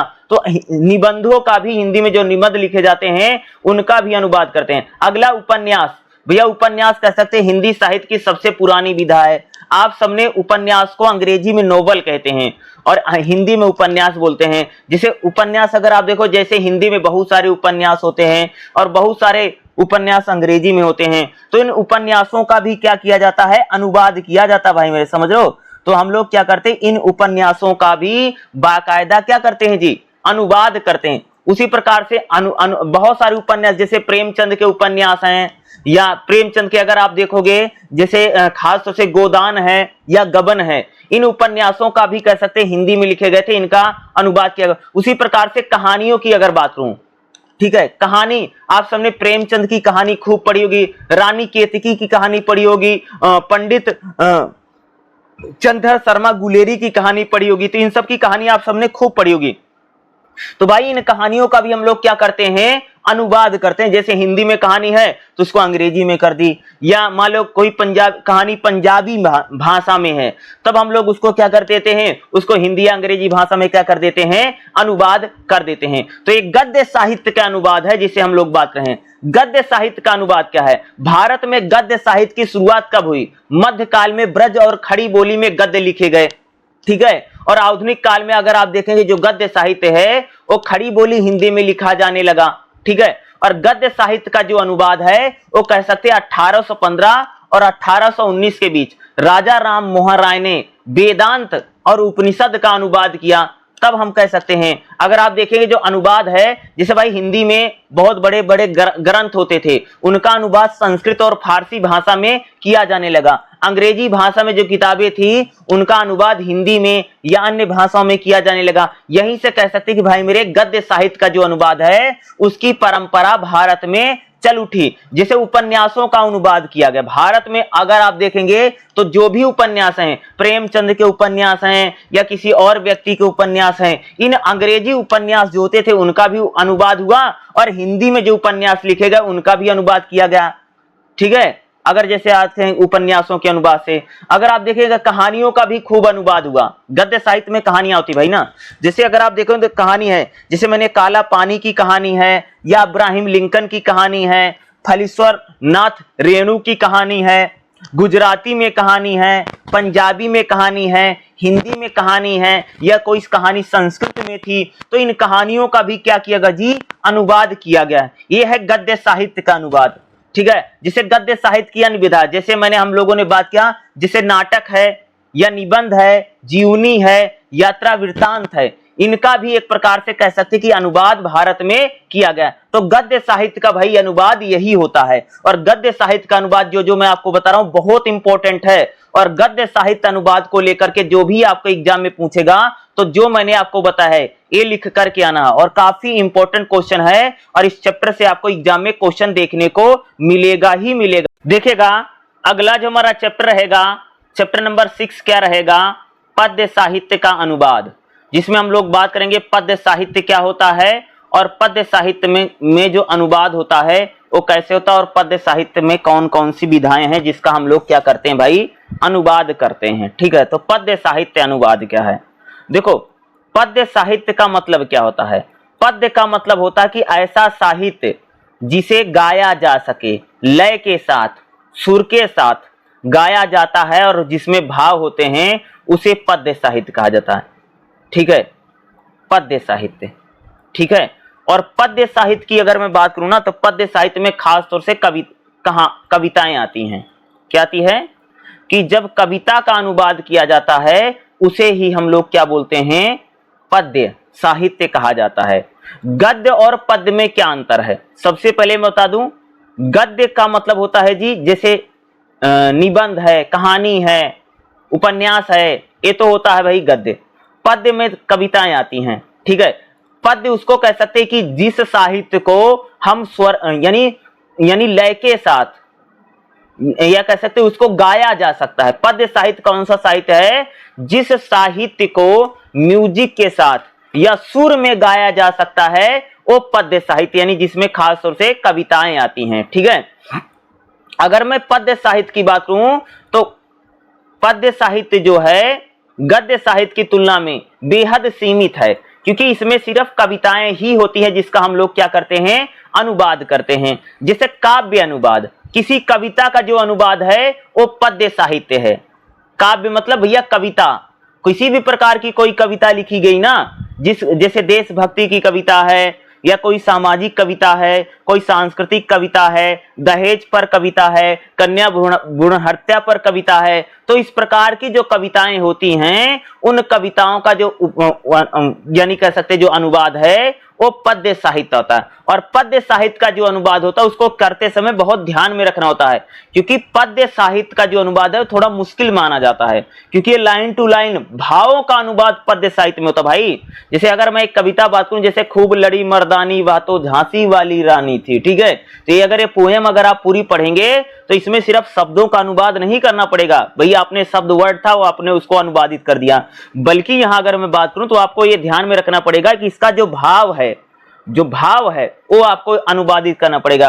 जैसे भाई कोई प्रेम की कविता है, प्रेम में प्रेम एक प्रकार का भाव है, शब्दों का तो अनुवाद करना आसान है, लेकिन भाव का जो अनुवाद है, भावनात्मक अनुवाद काफी डिफरेंट माना जाता है। इसलिए कह सकते हैं कि जो पद्य का अनुवाद है उसको इतना आसान नहीं माना जाता। जैसे भाई कविताओं की अगर हम लोग बात करें तो कविता का अनुवाद करेंगे तो कविताओं में सबसे पहले कविताओं में भाव का अनुवाद बहुत सहज रूप से किया जाना चाहिए अगर आप पद्य अनुवाद कर रहे हैं। ठीक है, कविताओं में कल्पनाएं होती हैं, आप सबने ना भाई कविता में क्या होती है भाई, कविता में कवि की कल्पना है, कवि का भाव है, कवि के विचार हैं, इनका मिश्रण कविताओं में होता है। कविता में हृदय की मुक्त अवस्था होती है, यानी हृदय भैया कुछ भी सोच रहा है, कुछ भी कल्पना कर रहा है, कुछ भी विचार कर रहा है, कविताओं में होता ना। कविता में भाषा अपने सबसे सौम्य रूप में, यानी सबसे सुंदर रूप में अगर आप देखेंगे तो कविताओं की भाषा होती है। कविता में भाषा की वक्रता और भाव भंगिमा देखी जा सकती है। कविताओं का अपना अलग सौंदर्य होता है। कविताओं को लयबद्ध और छंदबद्ध होती है, यानी कविताओं में क्या होता है, लय होता है और छंद होता है और उनको गाया जाता है। तो इसलिए उनका जो अनुवाद है लय के साथ, स्वर के साथ भी अनुवादित करने का एक होता है। कविता में बिंब होते और प्रतीक होते, कविता में रूपकों की साथ होती। देखो कोई भी कविता हो ना, वो परंपरा हो, संस्कृति हो या कल्चर हो, उसको साथ लेकर के चलती। कविताओं में मौन, कविता को पढ़ते जब हम बीच बीच में रुक भी जाते हैं। कविता में कथ्य नहीं, स्टोरी नहीं होती, बरसी उसको स्वर और लय के साथ हम इसको क्या करते भाई, गाते हैं। तो कविता के अनुवाद में या कह सकते कि भाई मेरे पद्य साहित्य का अनुवाद करते समय यह ध्यान रखना चाहिए कि भाई कविता का जो मूल भाव है वो अनुवादित होना चाहिए। यह कविता का मान लो कविता भैया देशभक्ति है, खूब लड़ी मर्दानी बातों झांसी वाली रानी थी, इसका जब आप अनुवाद करेंगे तो देशभक्ति का जो भाव है उस कविता में दिखाई देना चाहिए। जैसे मान लो कोई प्रेम की कविता है तो प्रेम को अगर आप अनुवाद, क्योंकि प्रेम की कविता का अनुवाद इतना आसान नहीं होगा, आप समझ रहे हैं, तो इसीलिए बोला, तो यही तो मैं कह रहा हूं कि भाई पद्य का जो अनुवाद है वो काफी डिफिकल्ट अनुवाद है, क्योंकि इसमें आप भाव का अनुवाद करें। भाई किसी आदमी के भाव है, जैसे किसी के आदमी के अंदर में प्रेम है, सौंदर्य है, ममता है, जैसे माँ की ममता है, ठीक है, प्यार है, ठीक है, सुंदरता है, ठीक है, या जीव जंतुओं की सुंदरता है, भौगोलिक सुंदरता है, प्रकृति की सुंदरता है, मोह है।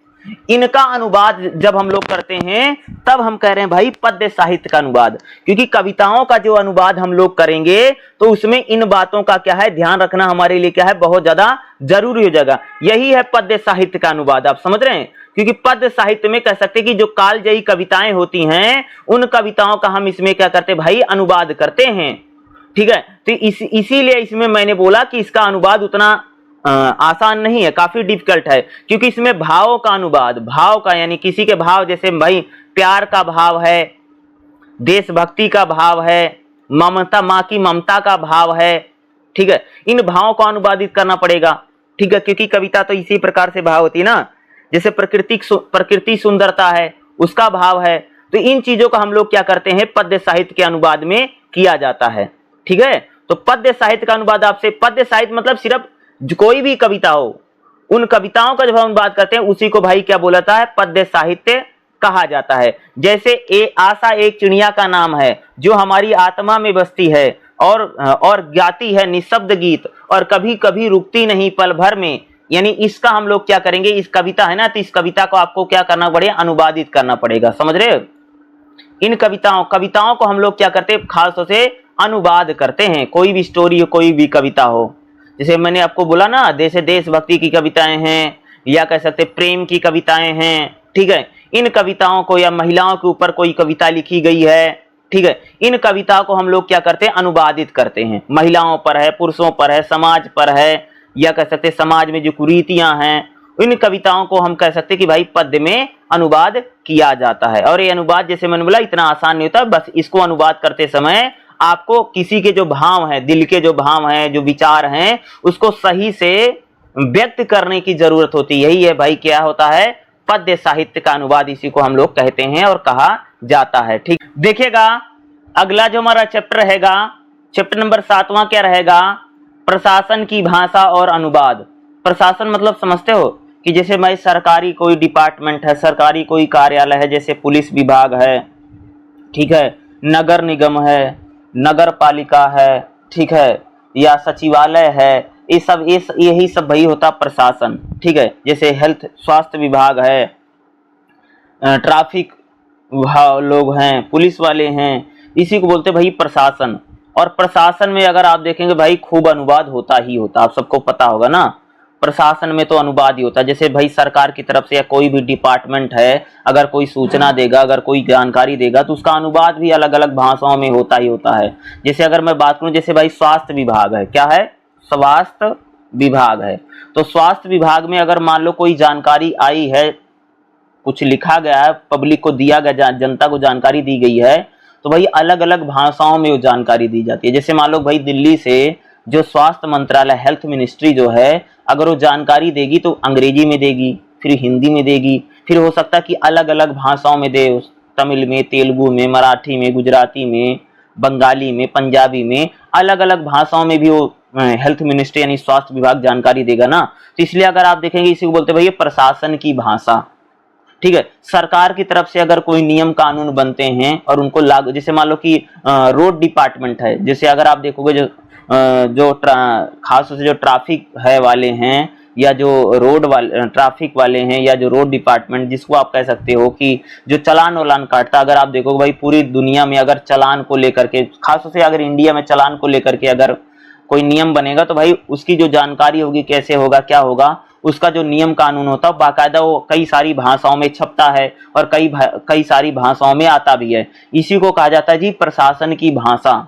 और प्रशासन यही होता, प्रशासन में अनुवाद होता है। ठीक है, जैसे भाई आप सबने बीच में देखा होगा कि जो खास तौर से जो चालान था, उस चालान को बहुत ज्यादा बढ़ा दिया गया था, तो उन सब की जो जानकारी होगी, जो सरकारी जो नोटिफिकेशन होगा, ये भाई मेरे कई सारी भाषाओं में छपता है। उसी को कह रहे हैं भाई प्रशासन की भाषा में क्या होता है, अनुवाद होता है। प्रशासन में कुछ अलग अलग शब्दावली का बहुत ज्यादा प्रयोग किया जाता है। अगर हम बात करेंगे तो प्रशासन में अगर आप बात करें, जैसे भाई प्रशासन के नियम कानून को लेकर के कोई है, कोई गतिविधि को लेकर के है, कोई कारण प्रणाली को लेकर के है, कोई आदेश है, कोई एकता को लेकर के है, कोई अधिकार को लेकर के, उत्तरदायित्व को लेकर के, न्याय को लेकर के, कर्मचारियों को लेकर के है, तो प्रशासन में अलग अलग समय पर जानकारियां आती हैं। तो इसका भी क्या होता है भाई मेरे, अनुवाद किया जाता है, इसका भी ट्रांसलेशन खूब किया जाता है। जैसे अगर बात करूं, जैसे कोई मंत्रालय है, कोई विभाग है, कोई कार्यालय है, सरकारी कार्यालय है, लिमिटेड कंपनी है, सहकारी बैंक है, सरकारी कोई डिपार्टमेंट है, यहाँ पर भी अगर कोई नियम कानून बन रहा है, अगर कोई सूचना दी जा रही है, तो भाई उसमें वो सूचना जो होगी कई सारी भाषाओं में छपेगी और उसका वहां पर क्या किया जाएगा, अनुवाद भी किया जाएगा। ठीक है, उसका बाकायदा हम लोग क्या करते हैं जी, ट्रांसलेट भी कहते हैं। इसी को बोलते हैं कि प्रशासन में अनुवाद। और प्रशासन जो होगा, उस प्रशासन की कुछ अलग अलग शब्दावली भी होती है, इनकी कुछ भाषा भी डिफिकल्ट अलग अलग होती है।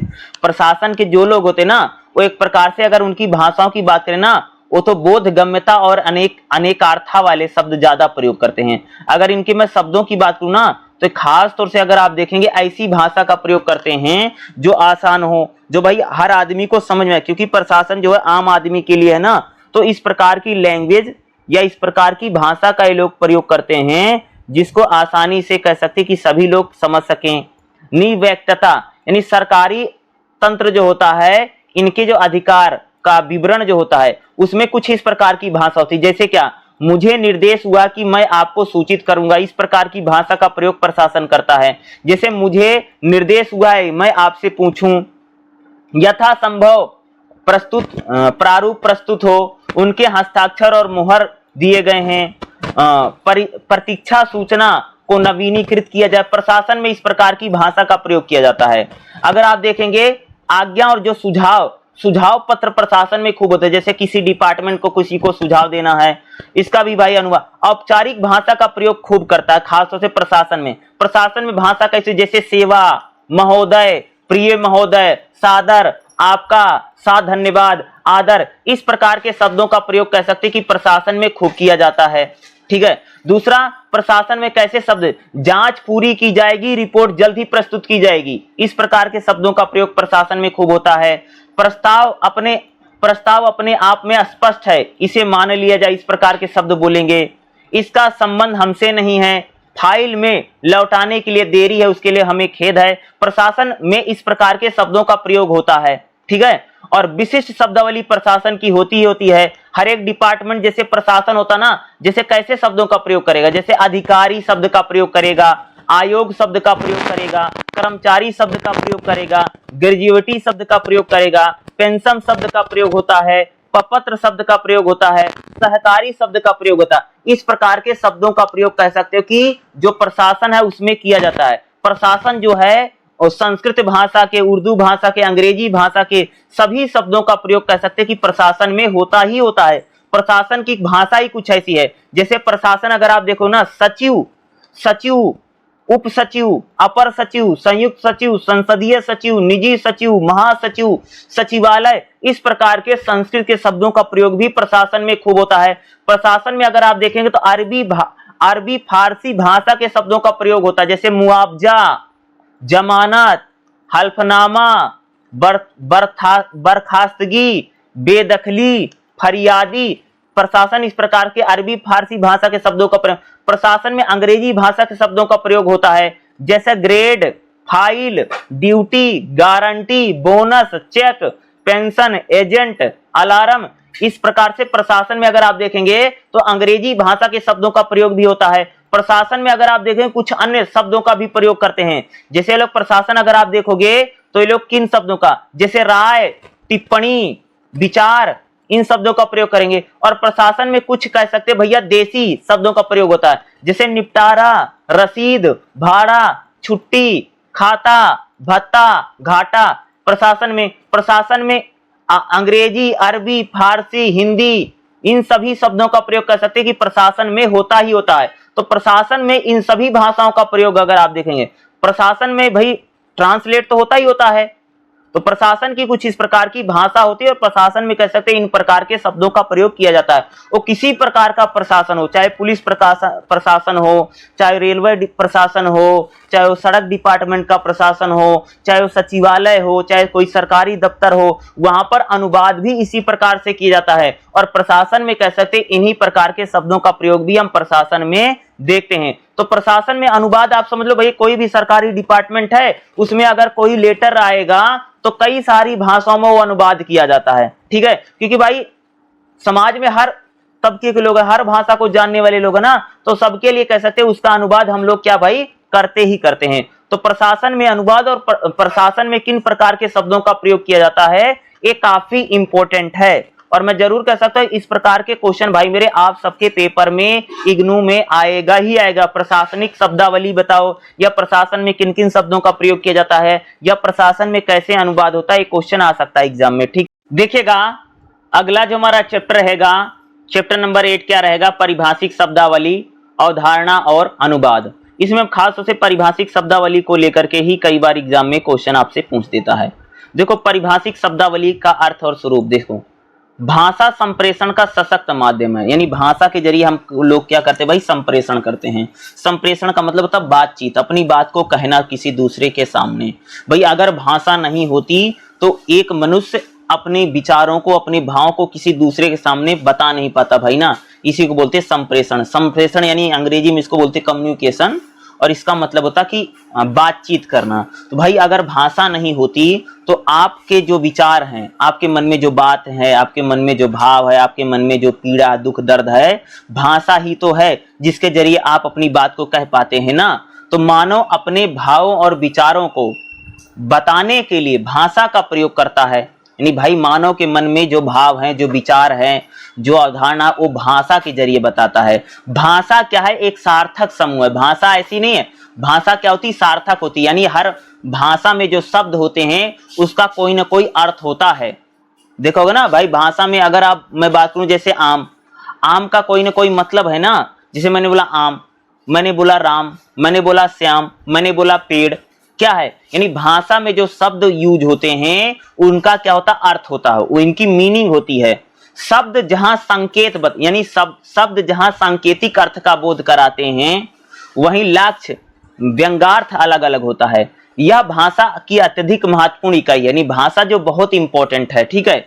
भाषा में अगर आप देखोगे तो शब्दों की अधिकता उतने ही अधिक अर्थों में व्यक्त होती है। आपको हमेशा ध्यान रखना चाहिए कि जो शब्द हैं वो सामान्य और परिभाषिक अर्थ, जो शब्द होते हैं ना, दो प्रकार। भाषा में जिन शब्दों का हम लोग प्रयोग करते हैं, क्या बताया भाई, भाषा में हम लोग जो शब्दों का प्रयोग करते हैं, शब्द दो प्रकार के, एक होता है जी सामान्य शब्द, एक होता परिभाषिक शब्द। परिभाषिक शब्द क्या है, ऐसे शब्द जो किसी शब्द को की परिभाषा बताते हो, यानी उसका उन्हें परिभाषिक शब्दों में एक अर्थ छुपा होता है, वो परिभाषिक शब्द है। यानी वह शब्द जो किसी की परिभाषा बताते परिभाषिक शब्द हैं। और शब्द दो प्रकार के, एक सामान्य शब्द है, ठीक है, कह सकते हो कि जैसे अगर मैं सामान्य शब्दों की बात करूं, जैसे अगर आप देखोगे जैसे बचपन है, फल है, घर है, नमक है, मीठा है, पानी है, पुस्तक है, ये क्या है? एक प्रकार के सामान्य शब्द हैं।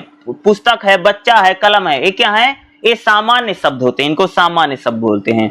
बल्कि परिभाषिक शब्द क्या होते हैं? परिभाषिक शब्द कह सकते हैं कि जो किसी शब्द के बारे में हमें विस्तार से बताते हैं, वो है परिभाषिक शब्द।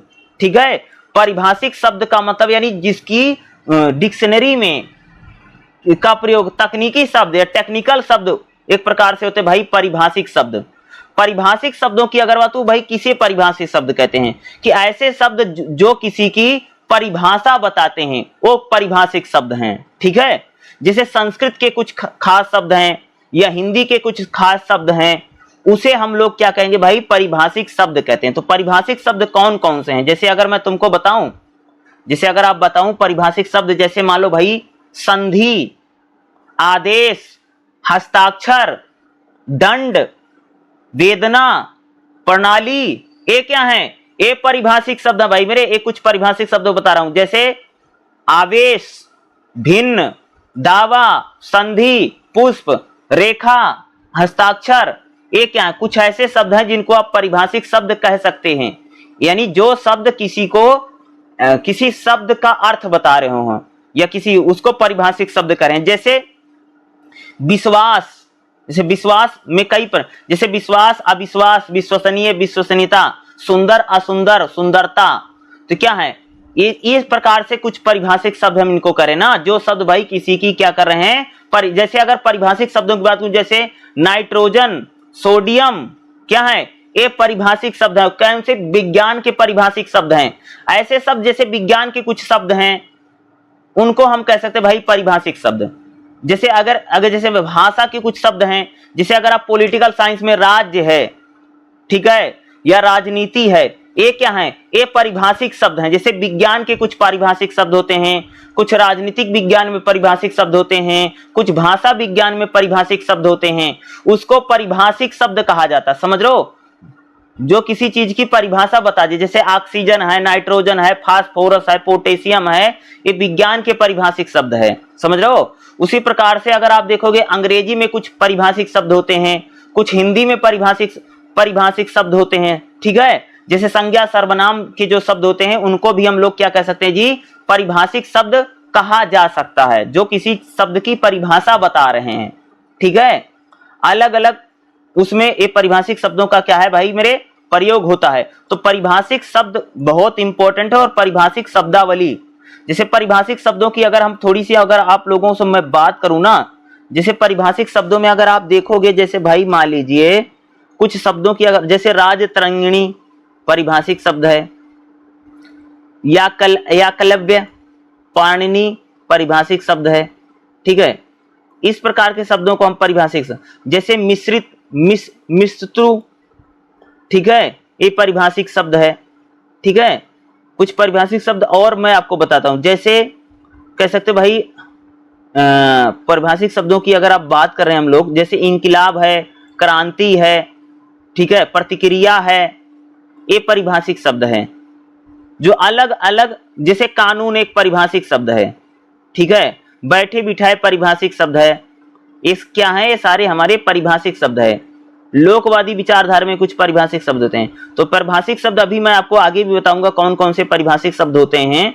तो परिभाषिक शब्द से रिलेटेड एक क्वेश्चन भाई मेरे पेपर में 100% आएगा, ये बात को याद रखिएगा। ठीक है, चलिए अगला चैप्टर मैं आप सबको बताता हूं। देखिएगा अगला जो हमारा चैप्टर रहेगा, चैप्टर नंबर 9 क्या रहेगा? प्रशासनिक पत्राचार का अनुवाद। प्रशासनिक पत्राचार मतलब समझते हो कि प्रशासन में भाई जो पत्र लिखे जाते हैं, यानी जो लेटर लिखा जाता है, जैसे एक अधिकारी दूसरे अधिकारी को लिखता है, जो सरकारी विभाग में जो पत्र लिखे जाते हैं, जो लेटर लिखे जाते हैं, उनका भी खूब अनुवाद होता है।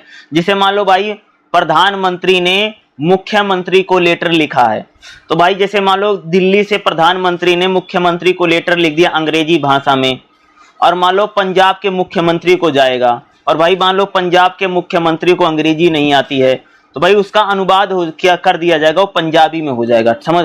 तो जो प्रशासन में जो पत्र लिखे जाते हैं, जो पत्र व्यवहार होता है, उसका भी क्या है भाई मेरे, अनुवाद किया जाता है। प्रशासन में जो भी पत्र लिखे जाते हैं, जैसे सरकारी पत्र तो खूब लिखे जाते हैं प्रशासन में, जैसे मुख्यमंत्री लिख रहा है प्रधानमंत्री को, प्रधानमंत्री मुख्यमंत्री को, या एक मंत्री दूसरे मंत्री को, जैसे कृषि मंत्रालय ने लिख दिया भैया शिक्षा मंत्रालय को, या विदेश मंत्रालय ने लिख दिया गृह मंत्रालय को। तो ये अलग अलग मंत्रालयों में, सरकारी विभाग में जो पत्र लिखे जाते हैं उनका अनुवाद किया जाता है। क्योंकि भाई कई बार ऐसा हो जाता कि जैसे मान लीजिए केरल की सरकार ने पत्र लिख दिया है गुजरात की सरकार को, तो दोनों की जगह की भाषा अलग है ना, तो उन पत्रों का क्या किया जाता है भाई मेरे, अनुवाद किया जाता है। समझ रहे हो? तो ये हर जगह अनुवाद हो। जैसे मान लो कि दिल्ली पुलिस ने बिहार पुलिस को एक लेटर लिखा है, दोनों सरकारी विभाग हैं, तो भाई इसमें भी अगर आप देखेंगे तो हम यहाँ पर क्या है, अनुवाद होता है या किया जाता है।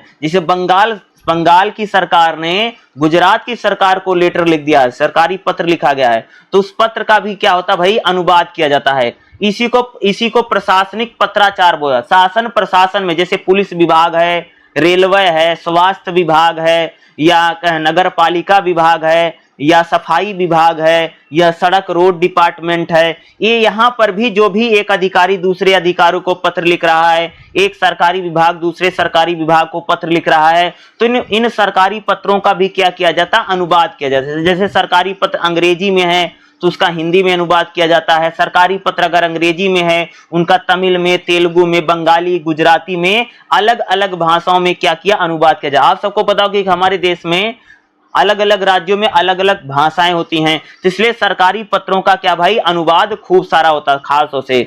दूसरा, विज्ञप्ति, सरकारी विभाग की ओर से जो सूचनाएं जारी की जाती हैं आम जनता के लिए, आम पब्लिक के लिए, उनका भी खूब अनुवाद किया जाता है। विज्ञप्ति यानी सरकारी विभाग से जो भी सूचनाएं दी जाती हैं, जो भी जानकारियां दी जाती हैं, इनका भी अगर आप देखेंगे तो अनुवाद जो है बड़ी मात्रा में किया जाता है। तो भाई सरकारी विज्ञप्ति, जैसे स्वास्थ्य विभाग ने कोई जानकारी दी है आम जनता को, या रेलवे विभाग ने कोई जानकारी दी है आम जनता को, या पुलिस विभाग ने कोई जानकारी दी है आम जनता को, सूचना दे रखी है, तो सूचनाएं एक भाषा में छपती हैं। फिर क्या होती है, उस सूचना का अलग अलग भाषा में उसका क्या किया जाता है, अनुवाद किया जाता है, ताकि आम लोग जो हैं उन चीजों को समझ सके भाई। क्योंकि जैसे मान लो भारत सरकार ने एक जानकारी रिलीज किया केंद्र सरकार ने, और सभी राज्यों को दी जाएगी, तो भाई हर राज्य की भाषा अलग है, तो उसी प्रकार से उसका क्या किया जाएगा, अनुवाद किया जाएगा। तो सरकारी अधिकारी आपस में जो लेटर लिखते हैं, सरकारी मंत्रालय, सरकारी डिपार्टमेंट एक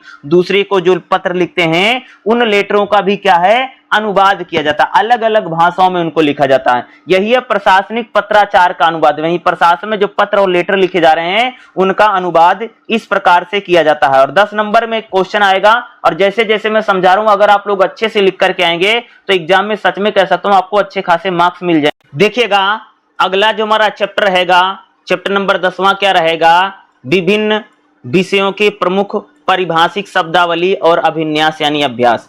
तो जैसे हम यहाँ पर बात करेंगे प्रशासन में कौन कौन से परिभाषिक शब्दावली है, विधि यानी कानून के क्षेत्र में कौन कौन से परिभाषिक शब्दावली है, और प्रशासन में भाई कौन कौन सी परिभाषिक शब्दावली है। तो परिभाषिक शब्द, जो परिभाषिक शब्द होते हैं वो कौन कौन से अलग अलग जगह पर प्रयोग किए जाते हैं। सबसे पहले हम लोग बात करेंगे कि मानविकी और सामाजिक विज्ञान में कौन कौन से परिभाषिक शब्द हैं। जैसे अगर मानविकी अगर हिंदी में बात करोगे ना, तो परिभाषिक शब्द कौन है, जैसे संक्षिप्त उपवाक्य, समझौता, विश्लेषण, कला योग्यता, औसत परिवार, व्यवहार अध्यापन, पूंजी, दस्तावेज, बाल गीत, शमशान, लोकगीत, ये परिभाषिक शब्द हैं खासतौर से मैं बात कर रहा हूं।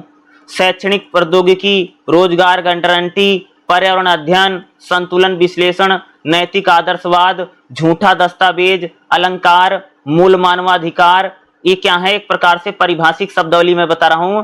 ये खास से कह सकते इनमें मैं किसमें हम लोग ये परिभाषिक शब्दावली पढ़ रहे हैं, मानविकी और सामाजिक विज्ञान में परिभाषिक शब्दावली है, बहुत सारी लिख रखी है। ज्ञान परीक्षण, विधि कार्य, प्रकाश भाव, स्थानीय समाचार, ये परिभाषिक शब्दावली के कुछ क्या हैं, शब्द हैं। ठीक है, जैसे विश्वास प्रस्ताव, कल्याणकारी समाज, सफेद पोशा अपराधी, थोक बाजार, ये सब एक प्रकार से परिभाषिक शब्द हैं। अगला, प्रशासन में कौन कौन से परिभाषिक शब्दावली और परिभाषिक शब्दों का प्रयोग किया जाता है। प्रशासन में अगर आप देखोगे ना, तथ्य, पदोन्नति, अखिल भारतीय सेवा आयोग, नियुक्ति पत्र, औसत व्यय, व्यापार संतुलन, वास्तविक कर्मचारी, बजट समायोजन, वर्गीकृत विज्ञापन, कुटीर उद्योग, पुण्यतिथि, संपादन मंडल, उभरता बाजार, ये किसमें है? प्रशासन में इस प्रकार के परिभाषिक शब्द ले। प्रवेश पत्र, अनिवार्य सेवा, विनय दर, अंकित मूल्य, ये प्रशासन में भाई बोले जा। सामान्य ज्ञान, सुशासन, हिंदी शिक्षण योजना, भूख हड़ताल, अवैध निर्माण, अंतरिम राहत, संयुक्त लाभार्थी, न्याय पद्धति, ज्ञान आधार, भू राजस्व, विधानसभा, बाजार अनुकूल, संग्रहालय, राष्ट्रीय राजमार्ग, ये प्रशासन में इस प्रकार के परिभाषित शब्द बोले जाते हैं। लाभ का पद, संसदीय जांच, पेंशन आयोग, स्थानीय पद, ब्याज दर। मैं कुछ कुछ बता रहा हूं, पेपर में अगर पूछेगा प्रशासन के परिभाषिक शब्द बताओ तो यही बताना। वेतन संरचना, ये क्या है? प्रशासन के परिभाषिक शब्द हैं प्रशासन में। अब विधि यानी विधि के क्षेत्र में कौन कौन से परिभाषिक शब्दावलियां हैं? विधि यानी कानून के क्षेत्र में कौन कौन सी परिभाषिक शब्दावली है? भाई कानून में इस प्रकार के शब्द खूब बोले जाते हैं। त्याग पत्र, कुर्की आदेश, अधिकार पत्र, बजट सत्र, आरोप पत्र, ठीक है, समवर्ती सूची, सीमा शुल्क, दस्तावेजी साक्ष्य, गबन, पादेन, कह सकते कानून में इस प्रकार के परिभाषित शब्द। मिथ्या घोषणा, विदेशी मुद्रा, मूल कर्तव्य, विश्व निंदा, हथकर उद्योग, अवकाश गृह, ठीक है, निष्पक्ष जूरी, आजीवन कारावास, निर्वाचन, न्यायिक ठीक है, मूल नक्शा, विधि और प्रथा, विधि परिषद, जीवन काल, संविदा। इस प्रकार से कह सकते कानून में परिभाषिक शब्द को। विश्वास पत्र, नामांतरण, ठीक है, इष्टतम उपयोग, ठीक है, बाल सुधार, ये किसमें इस प्रकार के परिभाषित शब्द भाई किसमें बोले जाते हैं? कानून में, यानी विधि में इस प्रकार के कह सकते कानून में इस प्रकार के परिभाषिक शब्दावली का या परिभाषिक शब्दों का प्रयोग खूब किया जाता है। ठीक है, अगला भाई, अगर आप प्रशासन में कुछ परिभाषिक शब्दावली जैसे है, कैसे बोलते हैं लोग, जैसे संक्षिप्त में नोट नीचे है, अत्यंत आवश्यक मामला है, सुविधा अनुसार, प्रशासन में इस प्रकार के शब्दों का प्रयोग खूब होता है। समीक्षा हेतु आवेदन, लाभ संदेह, भुगतान बिल, बजट में व्यवस्था, ठीक है, डाक वापसी से मामला समाप्त बंद कर दिया गया है, जांच सही है, सही पाया गया, ठीक है, स्रोत पर कटौती, यथाशीघ्र, पात्र उम्मीदवार, ये प्रशासन में इस प्रकार के शब्दों का प्रयोग खूब होता है। ब्यौरा दें, सूचना दें, ठीक है, ठीक नीचे, प्रस्ताव का औचित्य, लंबित रखा जाएगा, छुट्टी की यात्रा सहायता। इस प्रकार से प्रशासन में कह सकते भाई परिभाषिक शब्दावली का प्रयोग ही खूब किया जाता है। तो परिभाषिक शब्दावली जब पूछेगा विधि का बता दो, विधि यानी कानून का, प्रशासन में, या कह सकते किस प्रकार के परिभाषिक शब्दावली का प्रयोग किया जाता है, तो जो मैंने बताया है ये 10, 15, 20 इसी में से उठा करके आप लोग लिख दीजिएगा। देखो मैंने जितना पढ़ाया है इतना अगर आप अच्छे से पढ़ के जाएंगे तो आपके एग्जाम में यही सारे क्वेश्चन आएंगे। जो मैं पढ़ा रहा हूं इसी को अच्छे से, जितना मैंने पढ़ाया इस क्लास में, इतना अगर आप लोग पढ़ के जाएंगे तो एग्जाम सच में बहुत अच्छा जाएगा और बहुत आसान सा पेपर होता है। ठीक है, मात्र 2 घंटे का पेपर होगा और 10 नंबर के क्वेश्चन आते हैं और एग्जाम में 10 क्वेश्चन आएगा, उसमें से आप लोगों को 5 क्वेश्चन करना है। देखो 2 घंटे का पेपर है, 2 घंटे बड़ी जल्दी बीत जाते हैं, इसलिए थोड़ा आप लोग ध्यान जरूर रखिएगा, जल्दी जल्दी थोड़ा लिखने की कोशिश कीजिएगा। 2.5-3 पेज से ज्यादा आप लोग मत लिखिएगा, बहुत ज्यादा कम पेज लिखिएगा, 2-2.5 पेज लिखिएगा। ठीक है, क्योंकि 5 क्वेश्चन लिखने होते हैं, 10-10 नंबर के रहते हैं और 2 घंटे का एग्जाम रहेगा। ठीक है, तो इन बातों का आप लोग जरूर याद रखिएगा, जो मैं बता रहा हूं इतना आप लोग जरूर करके जाइएगा ही जाइएगा।